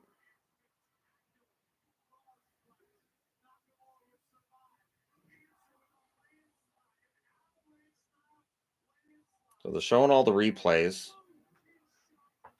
But if they're going to do a cash in, they'll do it after the replays, anyways. Does Rene Dupree come back? No.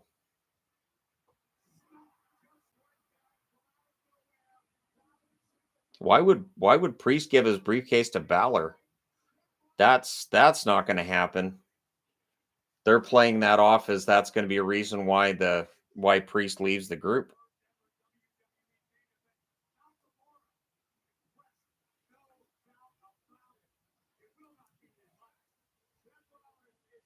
Okay, so they're talking about Angle up next, streaming on Peacock.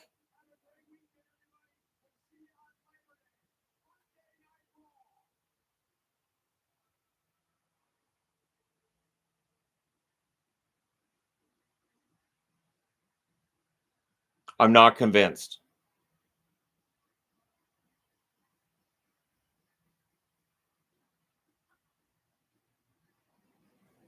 Seth's even looking up the ramp like he's waiting for something else. Nope, doesn't look like it's going to happen at all. All right. That's it. That's the end of the show, everybody. Rollins retains. All done. So that's it. The tag titles changed hands. That's it.